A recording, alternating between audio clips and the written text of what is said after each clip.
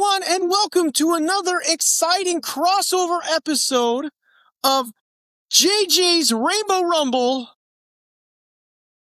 with an ESSA making his grand debut. And we're going to do the I thing. This is the one and only AG, Anthony Green, everybody. Woo!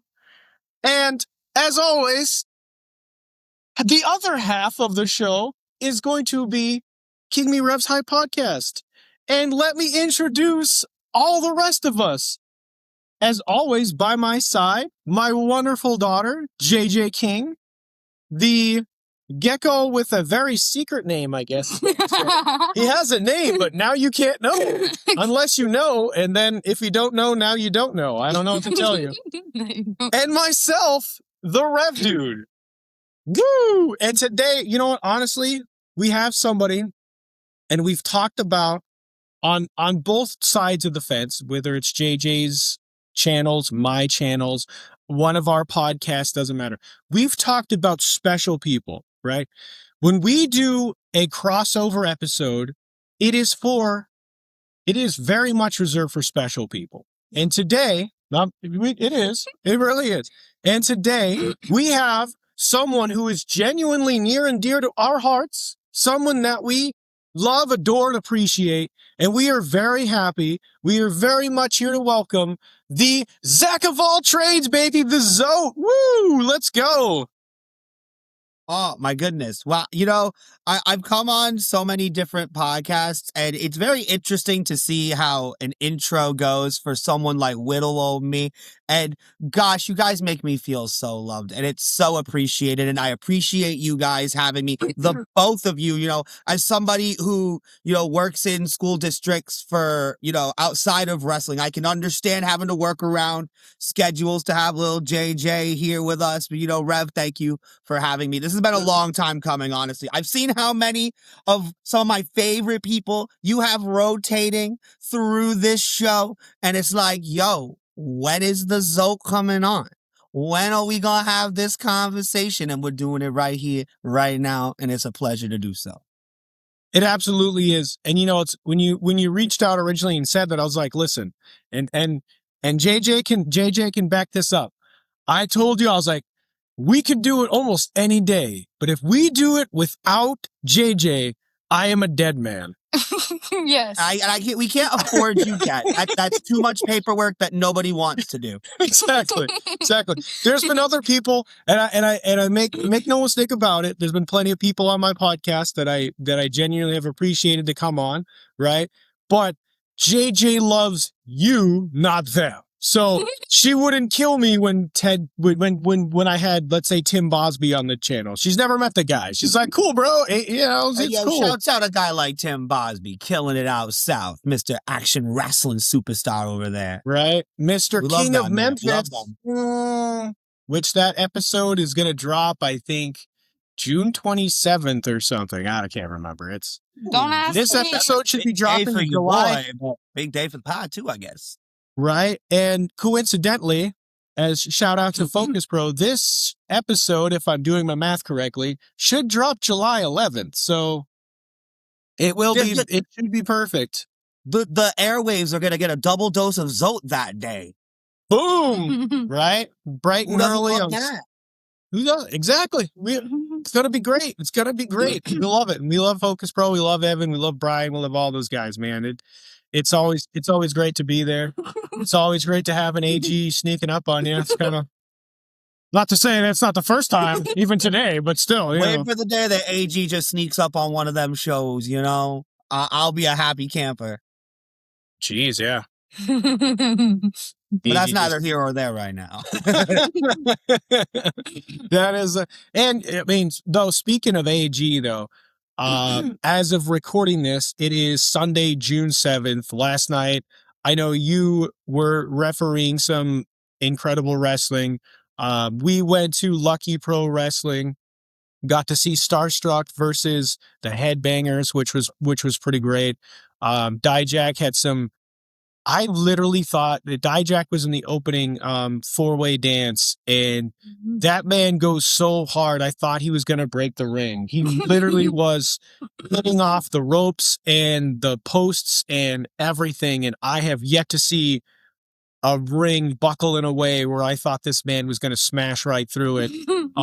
My goodness gracious. And then I don't know if Lucky Pro puts their videos out there at all, if they have any kind of Patreon or YouTube channel. I'll be honest, guys, I genuinely, there's so many of these companies, it's kind of hard to keep track of all that stuff, Yeah. to be fair. I mean, once again, shout out Focus Pro. They're on IWTV. That makes it a lot easier. But if anybody has the opportunity of watching the like 35, 40-minute main event of Coach Webb versus Scotty Slade, where Dijak and AG come out with Coach Webb to try to help him retain the title, which he did not. Watch it right now. It was some of the best booking I've ever seen in my life. I never in a million years would think I would see a Donovan Dijak cradling a championship belt and rocking it to sleep and saying, "Everyone shush, I'm trying to put the baby to sleep." My mind was absolutely blown. I never thought I'd see this man laugh so hard. I thought he literally fell over. I didn't even know he could laugh, but he literally laughed so hard he was crying and falling over because that's how hard I'm gonna sell this match. But do yourself a favor. I don't know where they put their stuff. Find their stuff. Maybe this is like 6 weeks away. I'll try to find it and patch it in, but that was insane. AG was hamming it up as well, and it was a great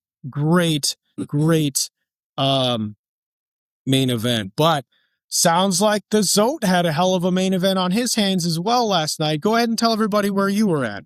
Yeah, absolutely. I was out in Hartford, Connecticut last night, Dead Language Beer Project for Cabo Wrestle. And, you know, when you hear that, you know, you have your thoughts about it, obviously. And even I did a little bit, you know, it's Pride Month as we're filming this right now, you know, and it's been a year that I started working with them during a Pride event. And it was like one of the first times I ever got really like exposed to that atmosphere.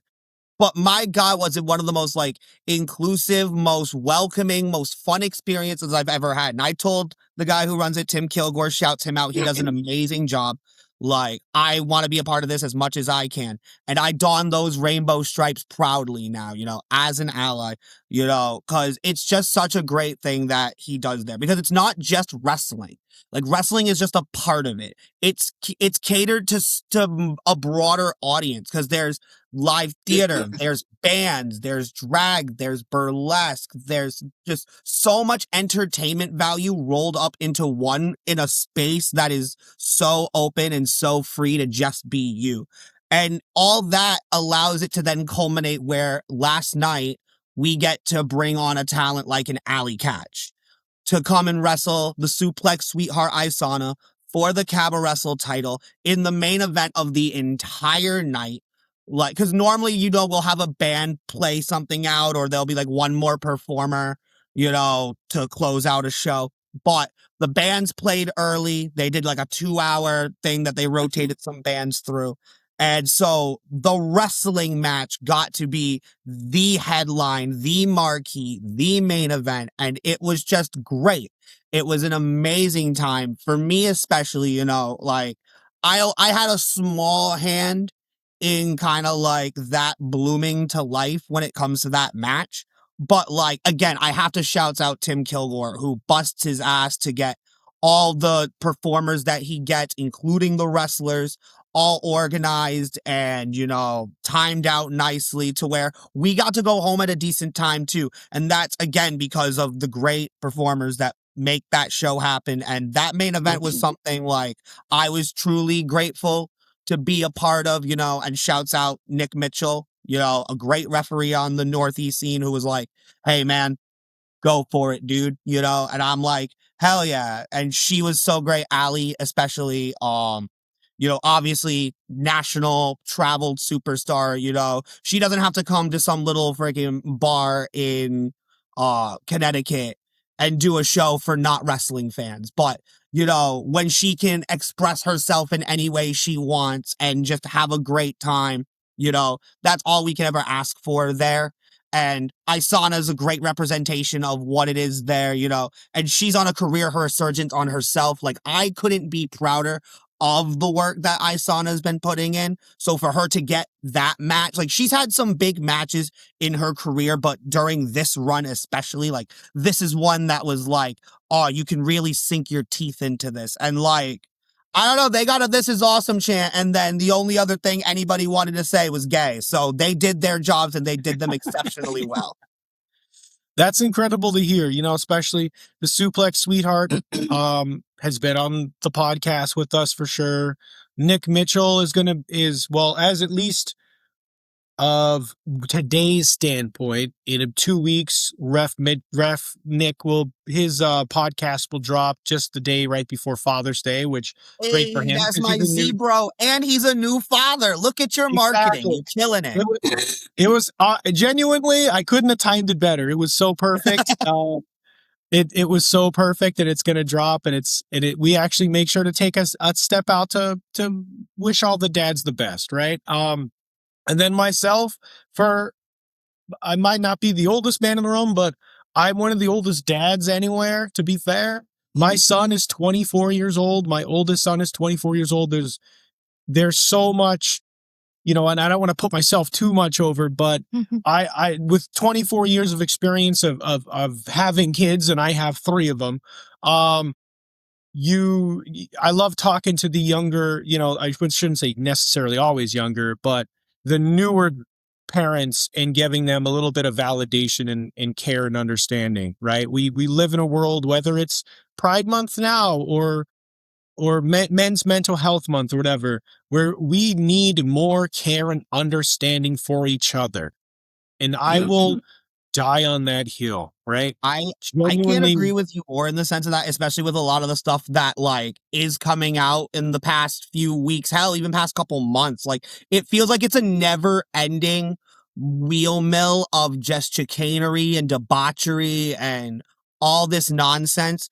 But at the end of the day, like, wrestling has brought me some of the greatest people in my life. It has brought me some of the greatest memories and experiences that I get to carry with me for the rest of my life while I get to pursue this crazy dream. And if everybody could just like find some love, some compassion for just their fellow human being, because that's all what we all are. Whether you are a wrestling fan, whether you are just, your casual everyday person who likes comic books, who, likes motorcycles, this, that, the other thing, like, at the core of it all, we're all people. And that should be what's most important at the end of the day, and the bad ones shouldn't get to ruin.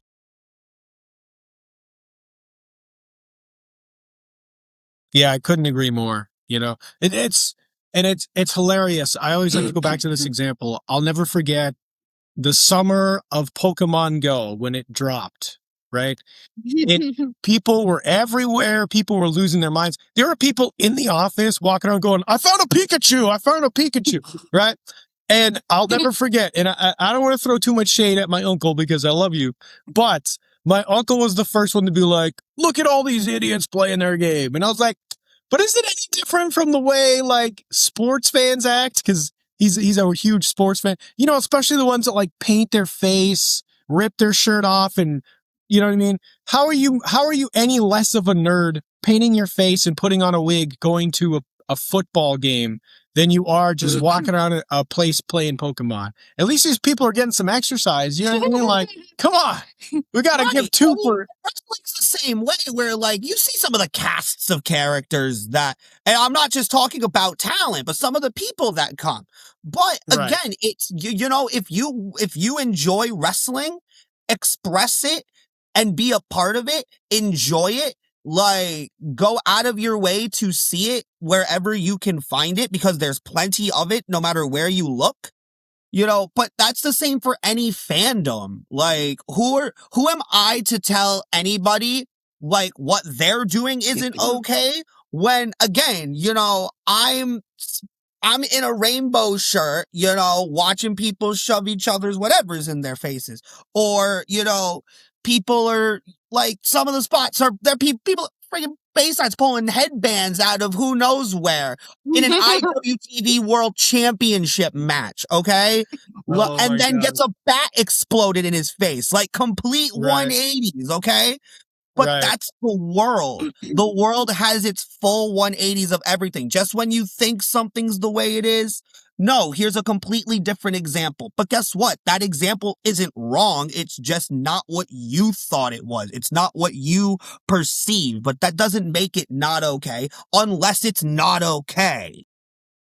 Right. And first of all, we're laughing over here because last night, Brian Bayside did the same thing. He actually, let's give him a shout out, right? Johnny Pierce, Selena, we love you guys. Thank you for being such great, wonderful friends to us. I genuinely love and appreciate you guys. But Brian Bayside, challenged Johnny Pierce for the Hard Knocks title at LPW. And of course, the headband shenanigans came out as always, right? And it was it gets, if it gets over, it gets over, right? If it works, it works. So, great match.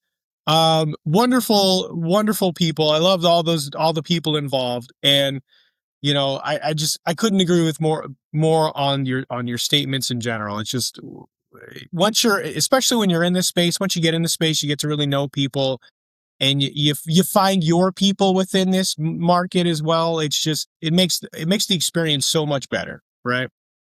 And fans, we know you know them just as well as we do, shout out, JJ, right? Hot Pocket Master, right? Shout out, Cody Not Rhodes, right? Cody Not Rhodes. There's all kinds of great, wonderful, Jen, there's all kinds of great, wonderful people that are fans that we see on a regular basis. That it enhances the experience knowing they're there. There's one guy that I haven't actually met. I'll tell you his name later. I was going to shout out. I was like, I even get it. He comments like on every single thing I do on TikTok, this guy. And we saw him last night and he was taking a picture with everyone. Seems like a chill dude, right? So it's just wonderful to have that experience, man.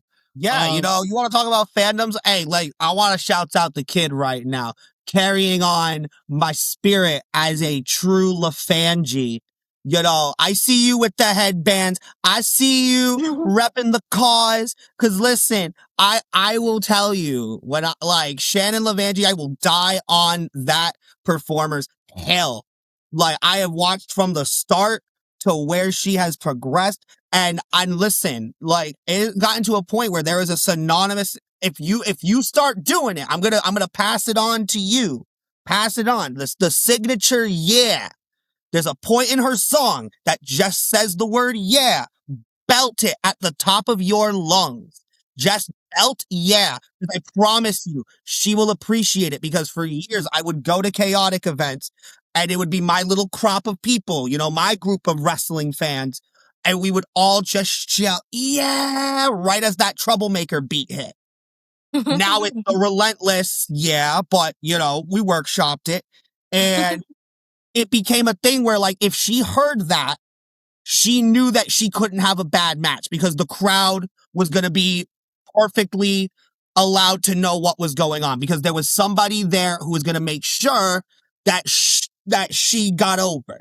And so, sometimes wrestlers gravitate towards a fan to the point where it brings them solace. They could be having a nervous, day, whatever. They could be having the butterflies be the worst they've ever been. But if they know that there is somebody there that they can, look to, it's like, okay, I'm okay today. This is going to be a good match. We're going to hit our beats and it's going to be good because that person's here. The little things go a long way. And that's what's beautiful about what we do. Yeah, I couldn't agree with you more, my friend. And, shout out to the return of Shannon Lasagna. It was Shannon lasagna, baby. I mean, I'm not gonna lie. When we got to Chaotic Wrestling on Friday night, and we realized that Palladino wasn't gonna be there and that Jaleesa wasn't gonna be there, we were both like, everybody that was waiting were like, well, who the hell's gonna be the announcer? And then, Big Cheese comes out, and I'm like, all right, well, this is gonna. He's a hell of a character. So you knew he was gonna give us a show, and Wait, was he the ring announcer the whole night? Yeah, the Big Cheese. Oh my God, I announcer the whole have night. to go back and watch this show now. That sounds. He was introducing people the most ridiculous ways possible. He was like, "Look, it's a living block of tofu." And there was so many little sprinkled upon things here and there. At one point, the kids were being very mean. He was clearly sitting in the ring trying to. He was like, I got an email from Rich Palladino. I'm trying to read my notes here. And the kids were like, get off the phone. Get off the phone. And he's like, you kids are mean. Kids like, can be mean. And I was offended. Listen, kids are no joke. I mean, except for JJ. JJ is sweet. But even like at the last Northeast Championship Wrestling show that I refereed, I had like a mob of kids mug me because Selena didn't win the women's championship. I'm like, what do you want me to do? She smacked Isana with the belt. Yeah, well, you should have been okay with that. She would have won if you didn't disqualify her. What? What? You're ruthless. They really are, man. And those kids, there was kids flipping people off and all kinds of stuff. And then, I mean, honestly, dad mode, once they start doing things that are marginally unsafe, then I have to like keep an eye on them because my brains just can't look away. There was too many kids standing on chairs that people shouldn't be standing on. So my brain just went like, would you sit down? But I'm not your dad, so I can't say anything. No, but at the same time, I'm like, watch the train wreck. You know what I mean? Like, it's coming. And at one point, one of the kids did fall. Right? He did. He just fell over. And I was just like, I knew it. I knew it was coming. What do you want to do? Kids, and that's the biggest thing too. Like, obviously, there's a fine line. Like, have fun. Like, it's always going to be, I mean, depending on where you go, a kid-friendly, family-friendly environment. But like, and obviously, there are places where sometimes you'll get the kids involved. A place like a Live Pro or just anybody who fights Diego Alvarez.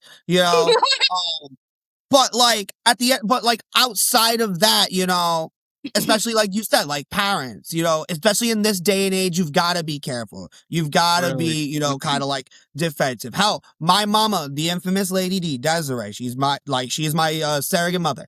Like, she'll say all the time when a hardcore match happens, the number one rule, if you see the action come near you, grab yours and move. Because you need to be cognizant at all times.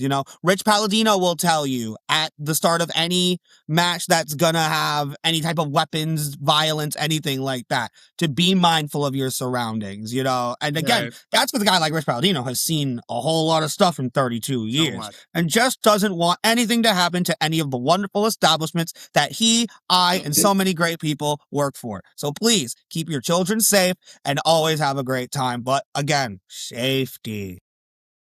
That's wrestling 101, to be fair. If you are a professional wrestler, the first thing you learn is to wrestle safely. So if that is a wrestler's and I've heard not only coaches, but I mean, literally yesterday I was listening to a podcast and D'Lo Brown said it. D'Lo Brown's like, listen, if you're not wrestling safely, you don't belong in this business. And it goes the same for wrestling fans. Anytime we're at Focus Pro and JB Anderson shows up, I'm like, JJ, get in the back of the room right now. Always in the back of the room. Always, well, you are now, but there was times where we were closer, and they're like, all right, well, get out of here. Right, and that doesn't mean that, you can't enjoy that. Whether I mean, some kids may not like that type of, hardcore, like, bloody messes, but someone like JJ who just enjoys watching craziness, she has every right to. But again, better safe than sorry. Exactly. Because, things start flying. You never know. We actually have, I have a device that mirrors my phone so she could just be in the back safely and watch it watching whatever that I'm seeing on the phone. So it really What you should do at Focus Pro is, because it's streaming on IWTV, you should give her headphones and put up a stream so she can hear me when I'm on the other side of the room. That's valid. We can do that. You can So put it no, on the iPad. Yeah, you just put it on the iPad. Works even better. There you go. The ZOAT knows it all, my friends. Big praise strats over here. Boom, boom. So, first question, and you know it's funny because oh my god, I forgot we actually had to do like an actual interview. right. What? This is like a professional conversation, guys. Yeah, exactly. Oh my god. No, it's funny too, because some people, when I write questions, I don't know the answers, so I'm more curious. Some of these questions I already know the answer to, but obviously, to be professional, I gotta let the rest of the folks in on the joke at this point, right? The building blocks. There you go. So, for the audience, right? What was it that got you into being a wrestling professional? Okay, so all right. I was like, because this almost sounded like the what got you into wrestling question, and then I'm like, okay, so what got me into this space? So initially, so I used to train years ago, with the Kingdom, Matt Taven, Vincent, TK O'Ryan, out at a school in West Warwick, and that's the only thing I'm going to mention on that establishment, because there's a lot of dirty laundry being aired out right now about the person who owned it. Thankfully, I was not in that target demographic. And, that's not a reflection on anything that I got to do as part of the business through that, right. Getting to ring crew shows for Ring of Honor and learning from absolute professionals. Like, my whole goal in that venture, because I was in college, was to kind of get like the Corey Graves experience, right? Like, I wanted to learn what wrestlers go through, the trials and tribulations. So that way, if what the day became that I was a commentator, I could, relate. I could understand what they're going through and have that, little bit of, okay, that's why this is the way this is. And that's how this becomes that is. Unfortunately, I fell out of it, with school and all that jazz, But thankfully, I graduated with my communications degree from Rhode Island College. But that was all because I found the school, because somebody sitting behind me, John Steele, in my first year public speaking class, told me about independent wrestling. And I went to a Thursday night show, met JT Dunn, had a 5-minute conversation, and was hooked. So that got me independent wrestling, like I was in it. Fast forward to August of 2023. And Dustin Flash Waller is wrestling for the Proving Ground out in Peabody, Massachusetts, against Kellen Thomas. And at that time, Proving Ground was doing a sponsorship type thing, right? But theirs was like, pay $20, have your name repped on that talent. Cool. I had done the stuff for Open before, so I was like, why not do it here? And in a similar vein to what I did for Open, I cut like a mock promo for Flash, kind of like hyping up the match against Kellen, like as if I was his manager, as I was his representative, right? 4 days after the show, and the promoter, Todd Graham, shout him out. He is my wrestling godfather at this point. He comments on that video being like, holy crap, I wish I had seen this sooner. You can really talk. If you want to talk for me, let's talk. And so that kind of like started getting the wheel spinning of, okay, like, is my dream actually possible? Is there a reality where I could actually do this? And he laid out a map. He's like, here's what we're going to do. We're going to have you do a little bit of, extracurricular work for me. I ended up doing some voiceover on some matches from a show that I attended. I did a predictions video breaking down the entire card for their biggest show of the year, Nothing Left to Prove, in December. And that ultimately leads into February of 2024, where one of the commentators at that time was also a wrestler, and he ended up getting into an angle where Shay Cash was going to split off from the Hoods and realign with Frank Champion as the heavy hitters. Well, that night, coincidentally, Kellen Thomas, the champion, was defending the title in the North Shore Rumble, the 30-person Rumble. He'd be at the start. And now, Derek Simonetti, the face that runs the place, no longer has a commentary partner for the rest of the night. So he plucks little old me out of the crowd of the Black Box Theater, which we no longer have, and I'm a very sad man about it. I'm still crying. Pulls me out of the crowd. He shakes my hand and says, let's go do this. And so Trial by Fire, the first match I call is a 30-person Rumble match. And it was crazy. And it was so much fun. And that was it. That was my way in. And I ended up getting to become a part of the Proving Ground. And I'm still a part of the Proving Ground to this day. And I will be for as long as I physically can give everything I have to it, because that is my home. That is the first place that took the chance on me. And, you know, it came a little quicker than I thought it was going to, too, like, in terms of calling full shows. Like, the following show, the other commentator who was supposed to be on with the returning Adam Nessel, who I'm so glad that I get to learn from and get to work with now going forward as my full-time partner there.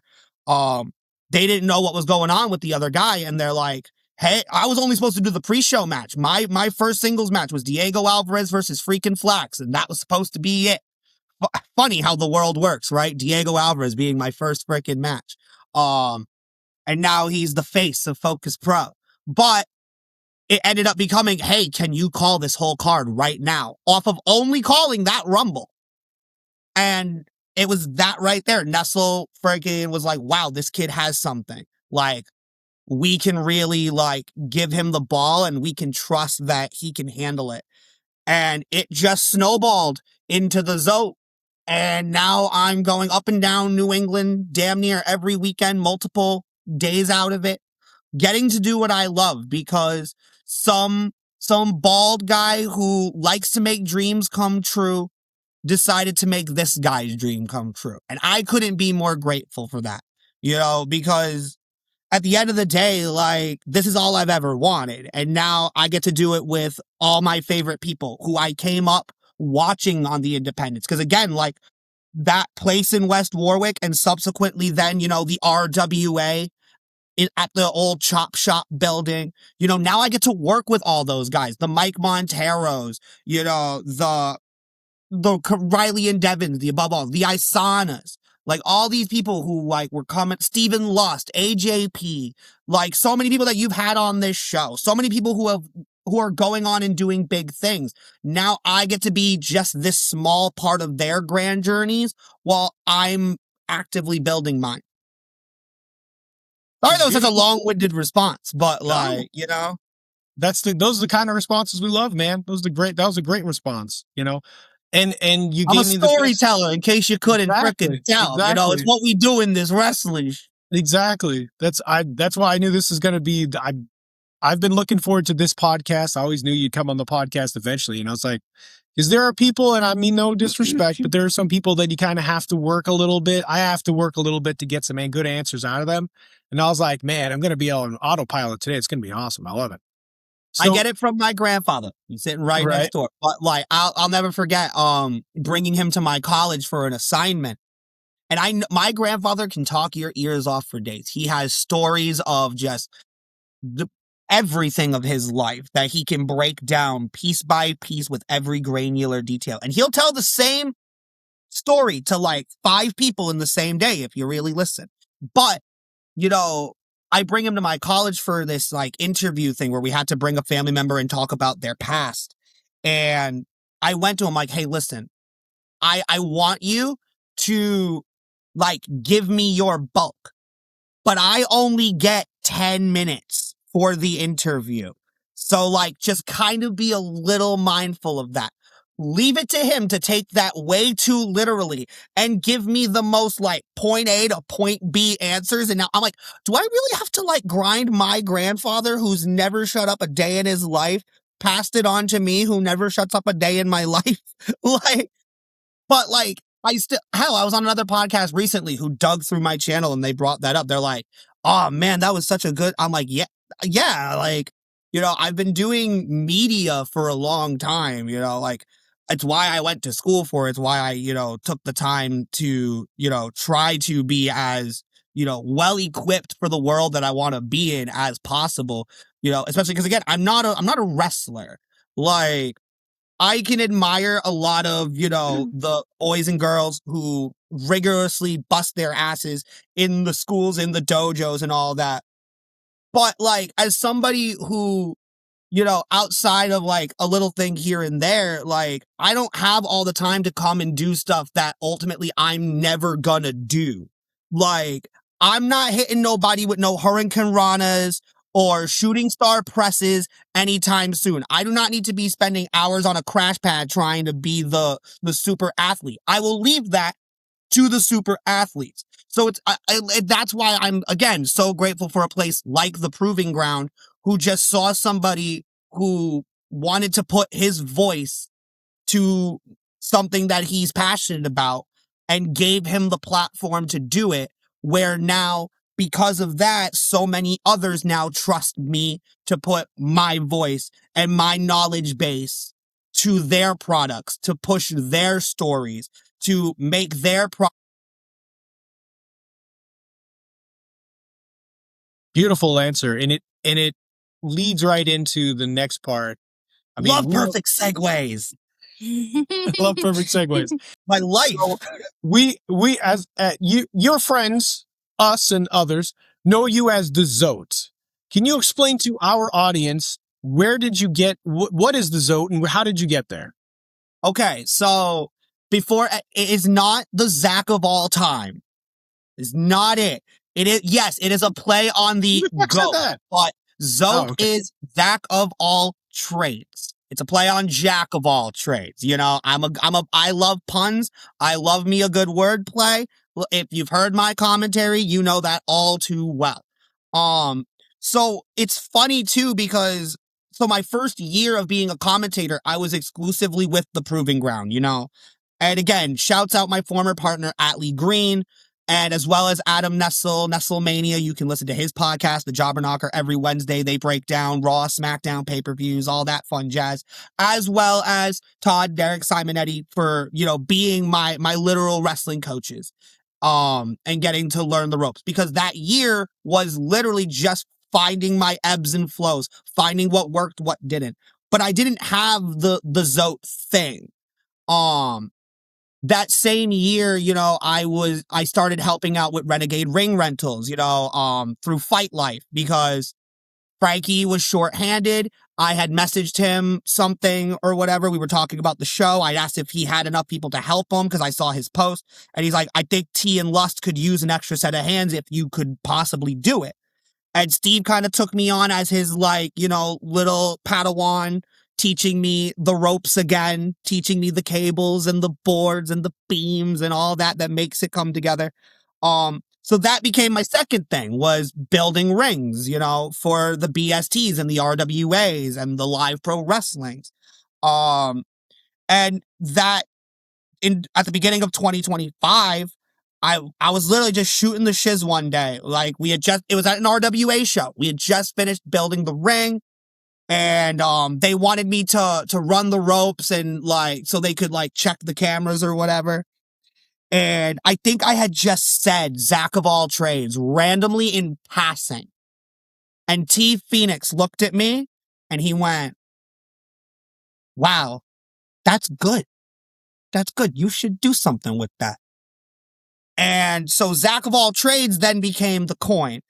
But I have to give the credit to Riley O'Neal, and subsequently giving her more credit, Isana, because she's the one who ended up telling me about the conversation they had, that he's the one who was like, oh, it's the ZOAT, because they started calling that, when they were talking about me, that's what they were calling me.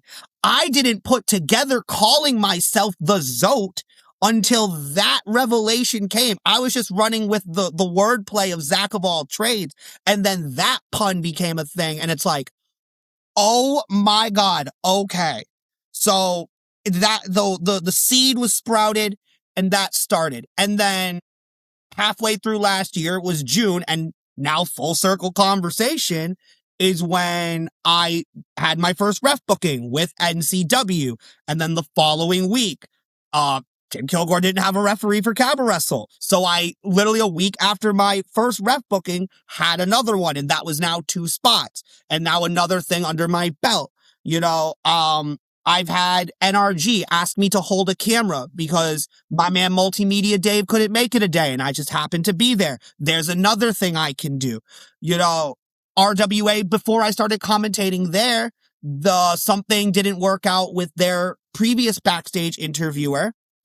And I think I had done something for PG along that line. T liked it and was like, I kind of want to give you the reins on being a backstage interviewer. There's another thing.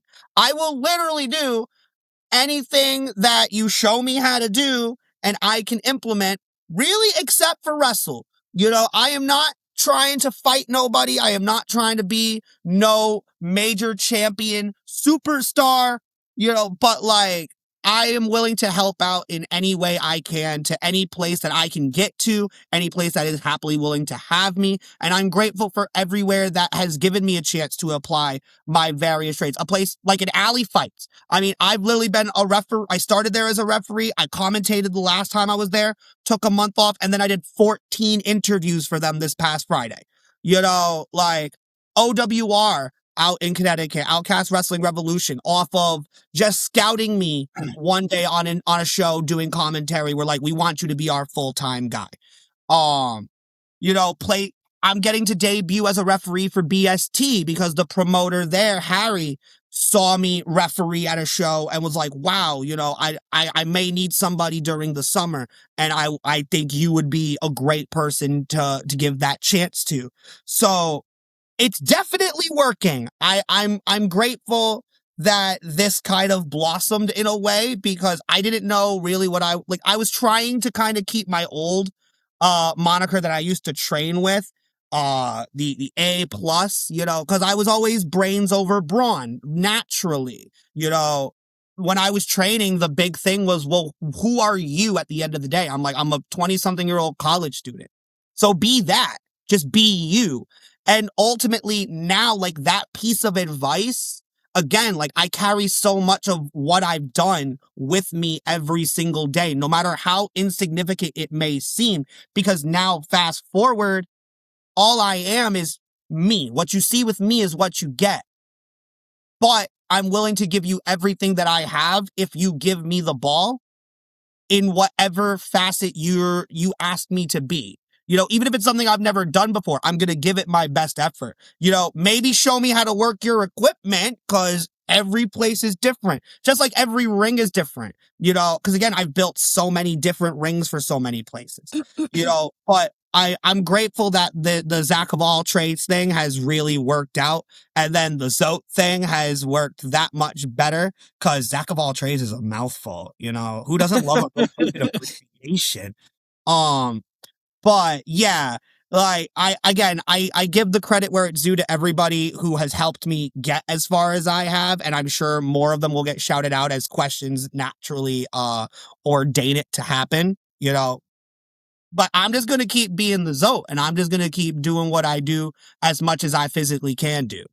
And I'm glad to be doing it for this span of time that I have so far. Yeah. And boy, I love that answer. You gave me so much to work with there. God bless America, right? America. Well, I mean, that's next 4th of July is next month, but this will come out like a week later, so this works. Exactly. It works. It's marketing. Also, to be fair, dude. Right. This I could just drop that particular one on July 5th and it would make sense. People will still be in that patriotic mindset. I am a veteran of the United States Army, so I always love to make sure your service, sir. Like, and yeah, thank you for that. I do like to make sure civilians know that they make it worthwhile because the government left us behind a long time ago. So I love all the I should say civilian organizations that help take care of us all the time. It's wonderful. No, and it's great too when wrestling is also able to give back to that. Like, again, I shouts out a place like OWR, Cindy and Lou, so community based, and like they give tickets to veterans, to come to the shows and all that. Hell, and you know what? My favorite female wrestler of all time, no shame. I am a huge Deonna Purrazzo stan. You know, like if there's anybody, I did it on a podcast recently, but if there's ever an example of elegance, class, pure professionalism, it's Deonna Purrazzo. And just yesterday, as this has been recorded out in New Jersey, her and Steve Macklin put on Battle for the Brave, which was a benefit for first responders, for veterans, for active service members. You know, I mean, Kaya McKenna and Gabby Forza wrestled. And the whole point of that match was because Kaya McKenna has family in the fire department versus Gabby Forza, who has family in police. Like, it was literally supposed to embody, you know, the spirit of the people who give their lives to protect our freedoms, our, you know, ableness to be able to do as we please, like go and enjoy professional wrestling. You know, so shouts out all the people who, you know, give back to their communities, you know, whether it be, you know, our military first responders or, and again, I can't help but shout out RWA where they're doing stuff for the local community, you know, for a guy like David Morales, who's running for mayor, you know, a show for the Special Olympics, you know, like so much stuff that is about the common person, the human beings that all come together to make this beautiful thing happen.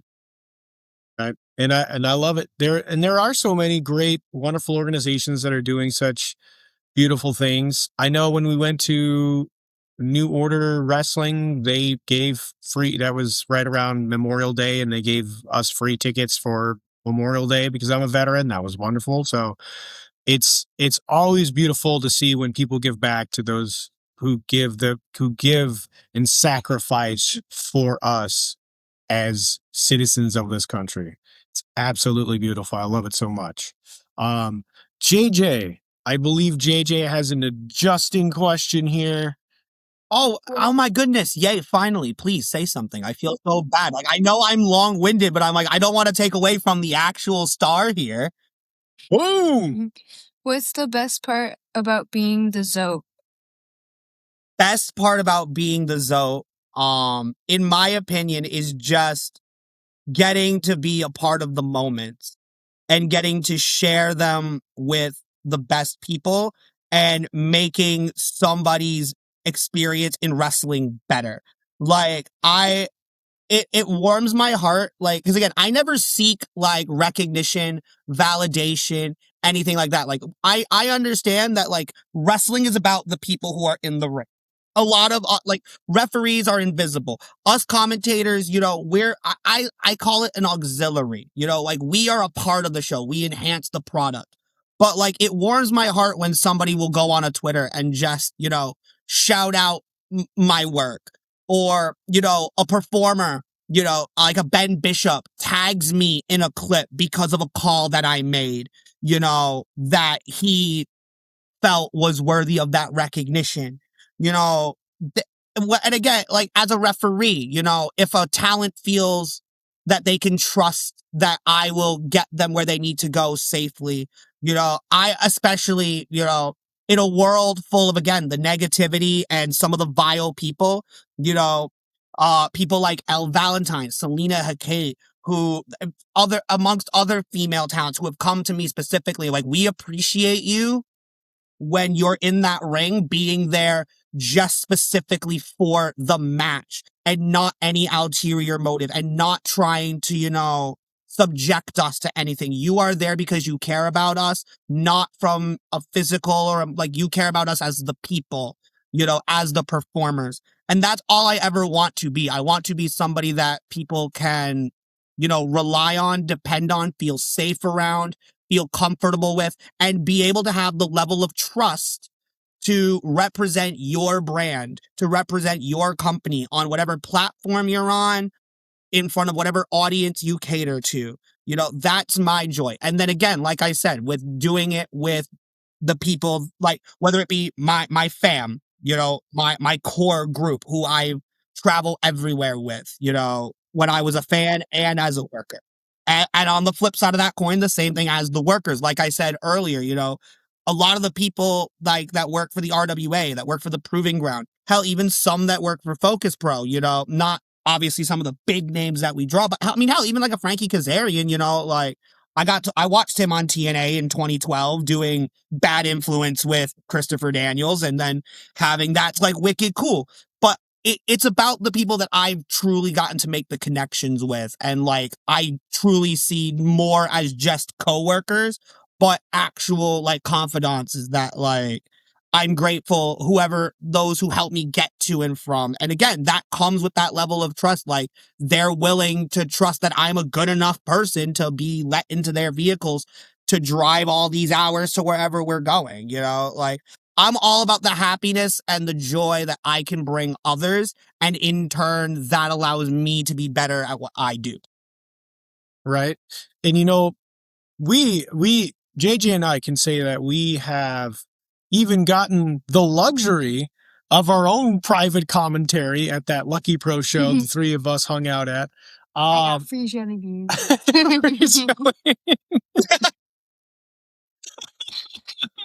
See, I don't take candy from no babies. I am just politely going, hello, friend.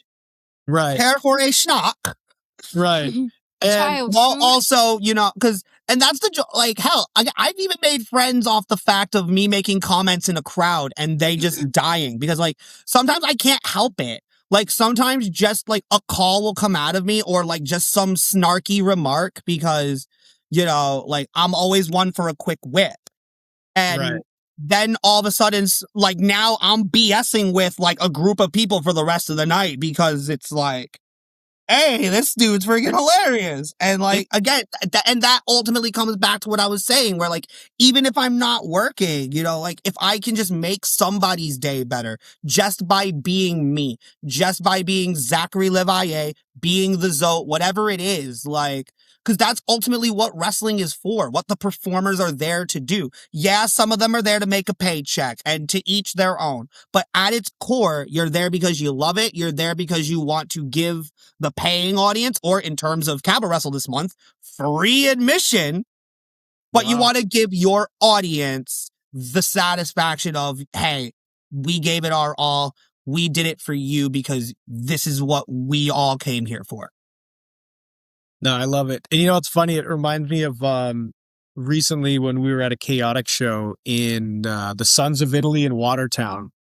They've been running this this ever-growing storyline between the King BMT and Prince Jamari, where the two of them have been fighting it out. The monarchy is not liking each other at this point. And let's be real. With that relationship, with that household, there's hardly any time they are getting along. Yes, BMT is always sleeping on the couch, man. I'm surprised they haven't made him like a permanent home out in the backyard. Yeah, it's valid. It's valid. But so we were at the show and they were doing a thing for a while where the Easter Bunny was showing up and causing distractions. And JJ's laughing already because she knows where I'm going with this. But I had to do a similar thing where I got a call in my head and I just had to put it out loud. I probably ruined the audio of the actual video while I was recording it, but it was worth it because the bunny starts in the room and starts hopping along. And now everybody's not watching the action in the ring. We're all watching the bunny because, it's like a 6-foot bunny bouncing around the room. It's kind of something you don't miss. And then eventually the action in the ring stops so they can watch the bunny. And I just started talking about like how there is no bunny, that we all have drank something. They put drugs in the water and we're hallucinating together. And all the people in front of me are like turning around. There's like 3 people in front of us. Like they're just turning around and just like laughing because I was just like, we're all on drugs, man. We're seeing bunnies and stuff, man. Like, I just had to do it. Well, how often do you have a bunny jumping through the room? Okay. An idea popped in my mind and I just had to run with it. And those 3 people in their group, man, they love that shit. So it was great. But yeah, some of my signature calls, like, like if you've ever heard on a broadcast where I do the, what are you doing up there? Get down from there. It's dangerous, and sometimes, and I know Cody goes to shows and he does it now. And the virus is spreading, and that's what I think. But again, that's that impact where, like, if you ever hear it's still not over, that's because that's stuff I used to do in crowds. That stuff I just used to belt at wrestlers. And then crowds would gravitate towards it. And then people like Cody and others take it other places. And then I'm hearing it on shows that I'm not even associated with. And I'm like, oh my God, this is hysterical. But it's, like sometimes something is just so organic in the moment that it catches. And then when I became a commentator, it's like, okay, well, like, I've like every commentator has like signature things that they say. Michael Cole, vintage. JR, slobberknocker, whatever the signature call is, right? And so like, well, what are mine, right? Like, and then so I'm like, okay, what do I say? What can I implement that will work? And so like, yeah, like the getting down from there thing, the still not over on a crucial near fall in a super important match. Like, and it's crazy when I get lost in a match, and it's early in the card and I end up throwing that in there. And I'm like, oh my gosh, I didn't even save it for the main event, but that's sometimes how good a match can be, because sometimes something inside of you just goes, this is the time to say something. No matter, again, whether it be a signature or it be some crazy obscenity that comes to my head, and I mean, I try to keep all shows as family PG as possible. Focus Pro is its own for, when you work with a guy like Bo Douglas, sometimes all bets are off, okay? There you go. Bo knows, so by proxy, ZOAT knows what he's got to do. But like you were saying, so that it's a reactionary thing in the moment. Like, what's the harm? And if it makes somebody else laugh, or and I never try to say anything with the intent of upsetting somebody. Sometimes you just say something off the cuff, and maybe that one person will be like, did he really just say that? Yeah, okay, sorry, I took the low ball. All right, Jeez. What are you gonna do? But low-hanging fruit, still fruit. Anyway. And you know what? We enjoy the fruits of our labor, and it's what brings us all to the dance. Exactly. And you know what? Be unapologetically you. That is as much, that's as much what ZOAT can tell you as possible. Be unapologetically you at all times. Unless you suck, then please go away. Then do better. A menace to society, and I'm not talking about people like AJP who are just riots. Like if you are somebody who just should not be in the general public, don't. I shouldn't even go there on that one, but I definitely know what you're talking about. Wrestling. JJ has a question, and it's an alley-oop. It's an alley-oop for a thought I had after that Lucky Pro show that I wanted to run by you, but I've been saving it for the podcast specifically so I could say it and get your honest reaction recorded. There's some juice. When you are a referee, do you still do commentary in your head? I will not lie. Yes, I do. Not like the entire match, like for sure, like, because obviously I'm trying to keep track of whatever, whether it be the timings or ensuring the safety of the performers, making sure they're getting to where they need to be. But like, I can't help it. I mean, I hate being a person behind the camera because the amount of comments I want to make, but I have to sit there quietly is obscene. But like, absolutely, there are times in my head where I'm like, oh gosh, I wish I could be commentating this match, the things I could be saying. And then I'll like hit a line or two where it's like, yeah, like it just happens. Cause again, like I always have my commentator brain on no matter what I'm doing. And again, like even some of like the signature call thing, right? Like I'll try to find a way to tell it, like instead of just counting a guy off the top rope, like, I'll be like, hey, man, you gotta get down from there. Whatever you're thinking, it's probably dangerous. Don't be up there. Like, as if I was commentating it, because again, like, it doesn't shut off. Like, I'll be watching matches of stuff that I didn't call, and I'll be like, ooh, I like the point that this guy made, and here's how I would respond to it. Oh, I wish I was on call for this match because at this exact moment, I would have made this really good point that would have set up my partner for something to like, and then we would be off to the races. But at the core of your question, yes, I absolutely, I wish I would like, I should start documenting them, honestly. Like, I should start, like, after I get done with a match. Like, if I have one, I'll start writing them down. See, look at you inspiring something, JJ. So just so, You're- because, like, there's so much, who knows? I could use that call on another day. that's a valid point. Her alley-oop, let me spike it in. So Tag. we went to Lucky Pro, which from what my vantage point was able to tell, there was no commentary. They don't even have a hard cam. So I don't know. Once again, I don't know where they put their stuff. I don't know. I have no clue. Yeah. But I know. So I know they don't have a commentary team, and I can never fault a promoter who doesn't, want commentary on their shows or whatever. I know Pro Wrestling Super Show, like, they post their shows on IWTV, and it's cut with the camera angles and all that, but it's the raw match. And I can never sit here and tell somebody, how they want their show to be presented. I will say, as a cheap plug, if there are promoters out there who don't have commentators and would either like me to come commentate their shows or would be willing to send me their footage to commentate, I would be more than happy to have those conversations with you. You can follow me. You see where my name is on this little platform here? That's all my socials. Or you can reach out to my booking email. boom. So my thought process, especially because maybe it was Katie Prescott. I can't remember who I was talking to about that whole experience off the top of my head. I can't remember right now. But from that conversation and from that experience, it brought the idea of how awesome would it be? And I know for a fact you couldn't put it genuinely live. You'd have to record it and then edit it after the fact, so it wouldn't work at certain places.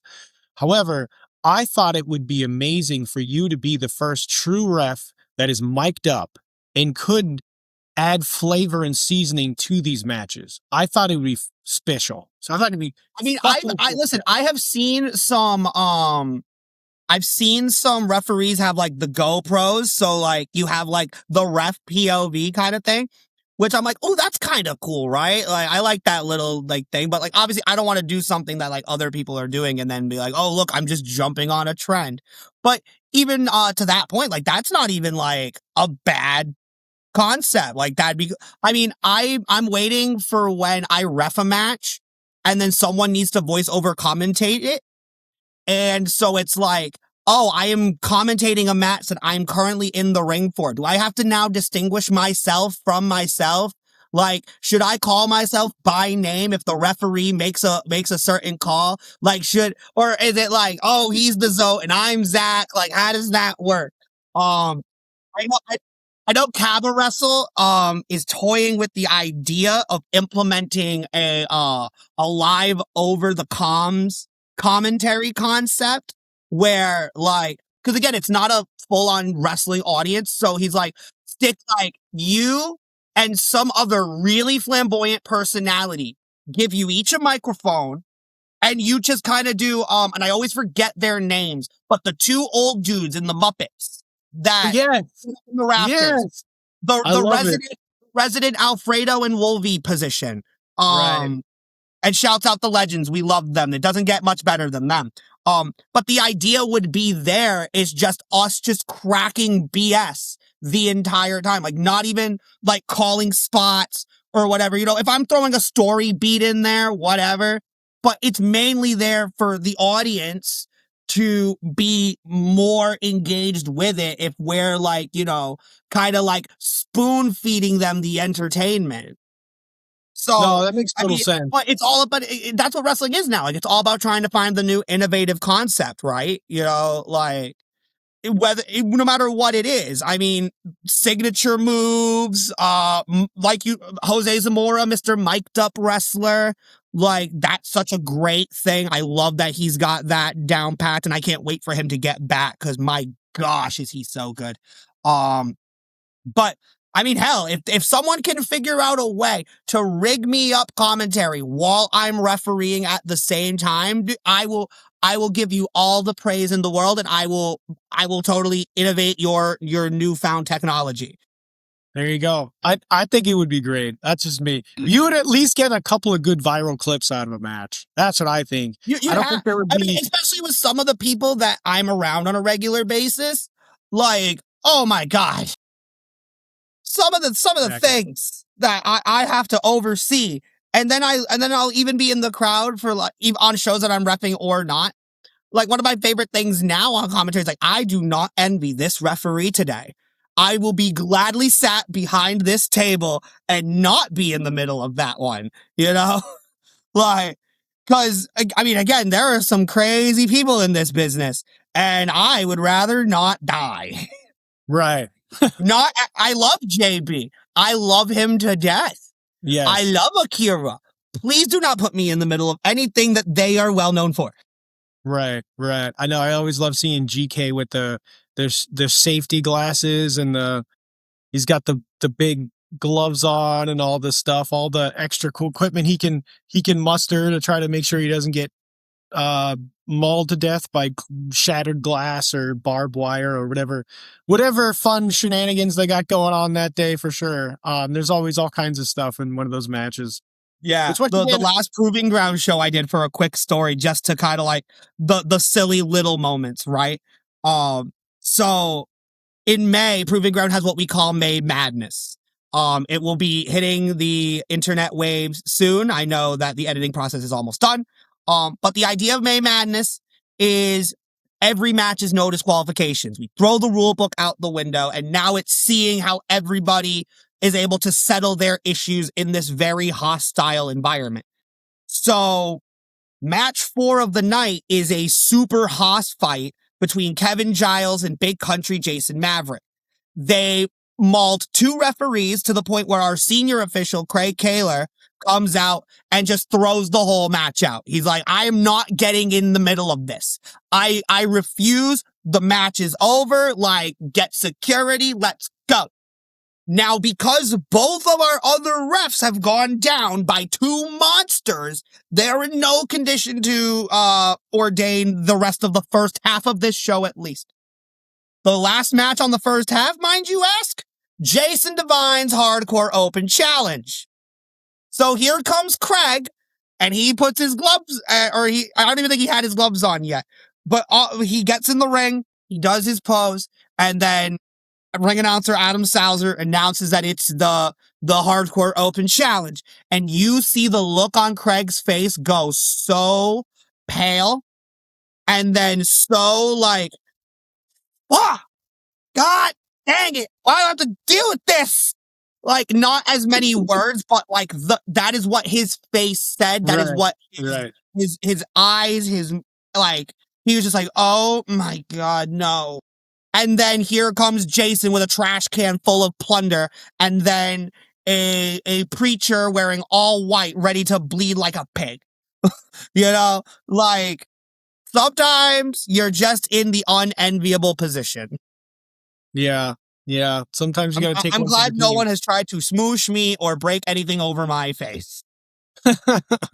I know JJ's never a big fan when certain people have to take a big bump, or even just the help. Right? You get guys that are on the outside that are just security guards or whatever, and they have to take a big bump. And we'll stop there and not name names, but there's a few people that were just like, oh, come on, what's going on here? We can't hold the lines on this podcast? What are we not in them olden times? Is this not the dirt sheets? Can we not talk, and not?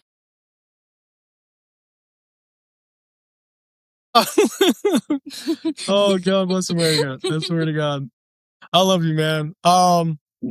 Where was I going? I was totally have me turned around on my own show. I love it. You're not gonna name names, but well, we'll just say Gunner Moody. We love Gunner. We love him. He's been so many times at Chaotic. He was the only one taking the bumps. He's supposed to be out there watching the stuff, and Tyree especially is just throwing him around like some beef, like a rag doll. Yeah, it seems like every time Tyree has to knock somebody out, it's normally Gunner. It's normally Gunner for sure at Chaotic shows, at least. I mean, okay, but look at his face. Tell me you wouldn't want to hit him. You know, it's funny. And then he opens his mouth. I And then you want to hit him. I technically owe him one. He gave me a shot to the back yesterday when I wasn't looking. I got distracted because we were at Lucky Pro and Dijack's table fell over and it was a loud noise. I look at it. We all look over like, what the hell was that? Because all we just heard was a thump. And all of a sudden I just get a crack across the back. And I was just like, what the hell just happened? Like my brain. And then I was like, oh, it's just Gunner being Gunner. It's fine. But there was a whole split second of just it, and it literally happened within 10 seconds where this thing falls over. I look away and then I get smacked in the back. So my brain took like a whole extra time to process everything because there was like a sensory thing. And I was just like, what the fuck? What the fuck was that? I look away, I look down, and then I look up, and then I just see bang. Whack. Yeah. So technically I owe him one, to be fair. Dude, that sensory thing, like, that's no joke. Like, getting hit and then, like, having it register way later. Like, because, like, that makes me think of, you know, the debut that I got to have recently over at the NRG Gladiator Academy. There was a nice little birthday show held there, and I was asked to officiate it. And the other referee, TJ Richter, part-time wrestler, decided, I'm gonna get in there, I'm gonna start beating on some people, cause I can. And apparently what else he decided he can do was throw me into it for some odd reason. And, you know, everything leads to, you know, one thing to another, and I get the one up on him, I pull the rope down from underneath him, and now I'm yelling at him, and all of a sudden, Cash Money, he's short in stature, but he got some bulk, and he can hit. Because he came and he walloped me, and I tumbled out. Fast forward to I'm eating dinner at the venue because they provided food. And all of a sudden, I'm just feeling this tingle. I'm feeling this wicked, just singe tingle. Like, not super painful, but like, you know, just like that, like, ooh, right. That's there. I feel that now. And I'm like, okay, I can't tell what this is from. Is this from Cash bopping me? Or is this from when I hit the apron? Either way, I'm feeling it now. And this is why I don't do that. Right. But if the time ever calls for something and I am needed to put on my big boy pants, my big ZOAT pants, you know, duty calls, but please don't ever reach out to me trying to go, hey, so we have this idea for you to do a 45-minute main event where you're going to do a Canadian off the top, and it's going to be crazy, and it's going to be the greatest spectacle you've ever seen. Please do not expect that from me. Right. Please allow me to, you know, get wicked excited when somebody does that crazy Canadian off the top. Yeah, that's JJ's job, right? That's your job. That's my job. You signed the waiver. I signed the waiver. That's the response I get. Threw you right under the bus. And I'm sure getting hit like Gunnar Moody's like getting hit by a bus. Yeah. And then hijacked like a freight train. And it was funny because there was a couple of people that were with us and they were kind of like, did you just hit this guy? And they kind of looked over and I was like, it's fine. I signed a waiver. It's fine. I get that all the time. Not you, I did it, but I signed a waiver that I signed a waiver. Apparently, yeah. Apparently, it's a universal waiver to personally get beaten by Gunnar Moody at least 3 times a month. You know, like it just comes with the terms of agreement. You know, right? Yeah, it's a universal waiver. It's fine. I got hit too, though. He threw something at me. Yeah. What was that? Collateral damage. It was his burger trash thing. Oh, his wrapper. And then I threw it back. Wow, he's treating you like a trash can. The Lion, the Witch, and the Audacity. Well, he threw it at me when I was in the car, and then I grabbed it and threw it back at him. You know, he did invite us over for a housewarming thing. Maybe we should show up with a kendo stick and. No, you gotta show up. No, you gotta show up with your own burger trash and just out him like it's a bad review. Rotten Tomatoes? Nah, eat our Burger King wrappers. No, wait, no, get Wendy's because Wendy's got like the foil wrap. It might hurt a little more. Yeah, that's true. Never put that in the microwave, that's for sure. Man. Yeah, no, I thought the fucking Queen of the Indies corner. How did we get on food? Lunchtime, man. I'm hungry. I did see. Well, I guess then we should continue this interview then, right? Definitely. Yeah, I got another hour. That's fine. Hey, I got all the time in the world. We're here for it, guys. Exactly. And we're glad to have you here watching this with us. Exactly. See, he's doing half my job for me. Just take a break now. Listen, my whole deal is being a co-host until there's the days that I have to call shows by myself and it sucks, especially when someone books 9 matches and I gotta do a marathon, Right. But again, whatever the day calls for. Hey, like I told you, man, I'm in the school now, so maybe one of these days I get to do it. Maybe one of these days. I don't want to get too far ahead of myself, but I'm going to start paying my dues. But you know what? If my mom taught me anything, and coming also from the guy who gave me my chance, it's all manifest it, and it can happen. Do you know how long it took me to get to finally call a show with Coach C, Chris Sanders? Like, that was something that when I first started, I was like, that even like just a small goal. I'm like, you know what? I just want to work with Chris because Chris is such a stand-up freaking guy. Chris is doing such good work with his podcast. Chris is, he's been around for a long, like, he's obviously way younger than me, but like, he's been in this business since he was a child because his dad, Wolverine, is a legend of the area. Like, used to be a WWF extra. We get to see all of our favorite people get to be extras on WWE TV or AEW. Now, this dude was doing it in the WWF when the New Age Outlaws and the APA were fighting in a bar, all right? And breaking jukeboxes and stuff over these guys' heads. But like, it's one of those things where like, if you manifest it hard enough, the right time will come. And like, now I get to work with Chris on a monthly basis with the RWA. And like, I obviously have my laundry list of people that I'd love to get to call with, but right place, right time. It's what I've founded my entire run on. A lot of times, some of my craziest opportunities have just come because I was at a place, somebody didn't show up, and they're like, we need somebody right now. Like, can you do it? Or just like whatever the situation may be, like, hey, this person pulled off, this, that, or the other, or just, hey, thank you so much for being here on your day off, coming to help us out. We'd love to throw you a little Easter egg shot. And like, I take whatever ball I can run with, but again, if you believe hard enough in something and you work towards it, it can happen. Yeah. Just so whoever's got the balls to put the ZOAT and the Rev Dude behind a pair of microphones, the challenge has been made to you. Yep. You gotta have the grapefruits. Have the grapefruits. The testicular fortitude. Come on, pal. Oh, man. No, yeah, shout out to Chris, though. Chris is a good guy.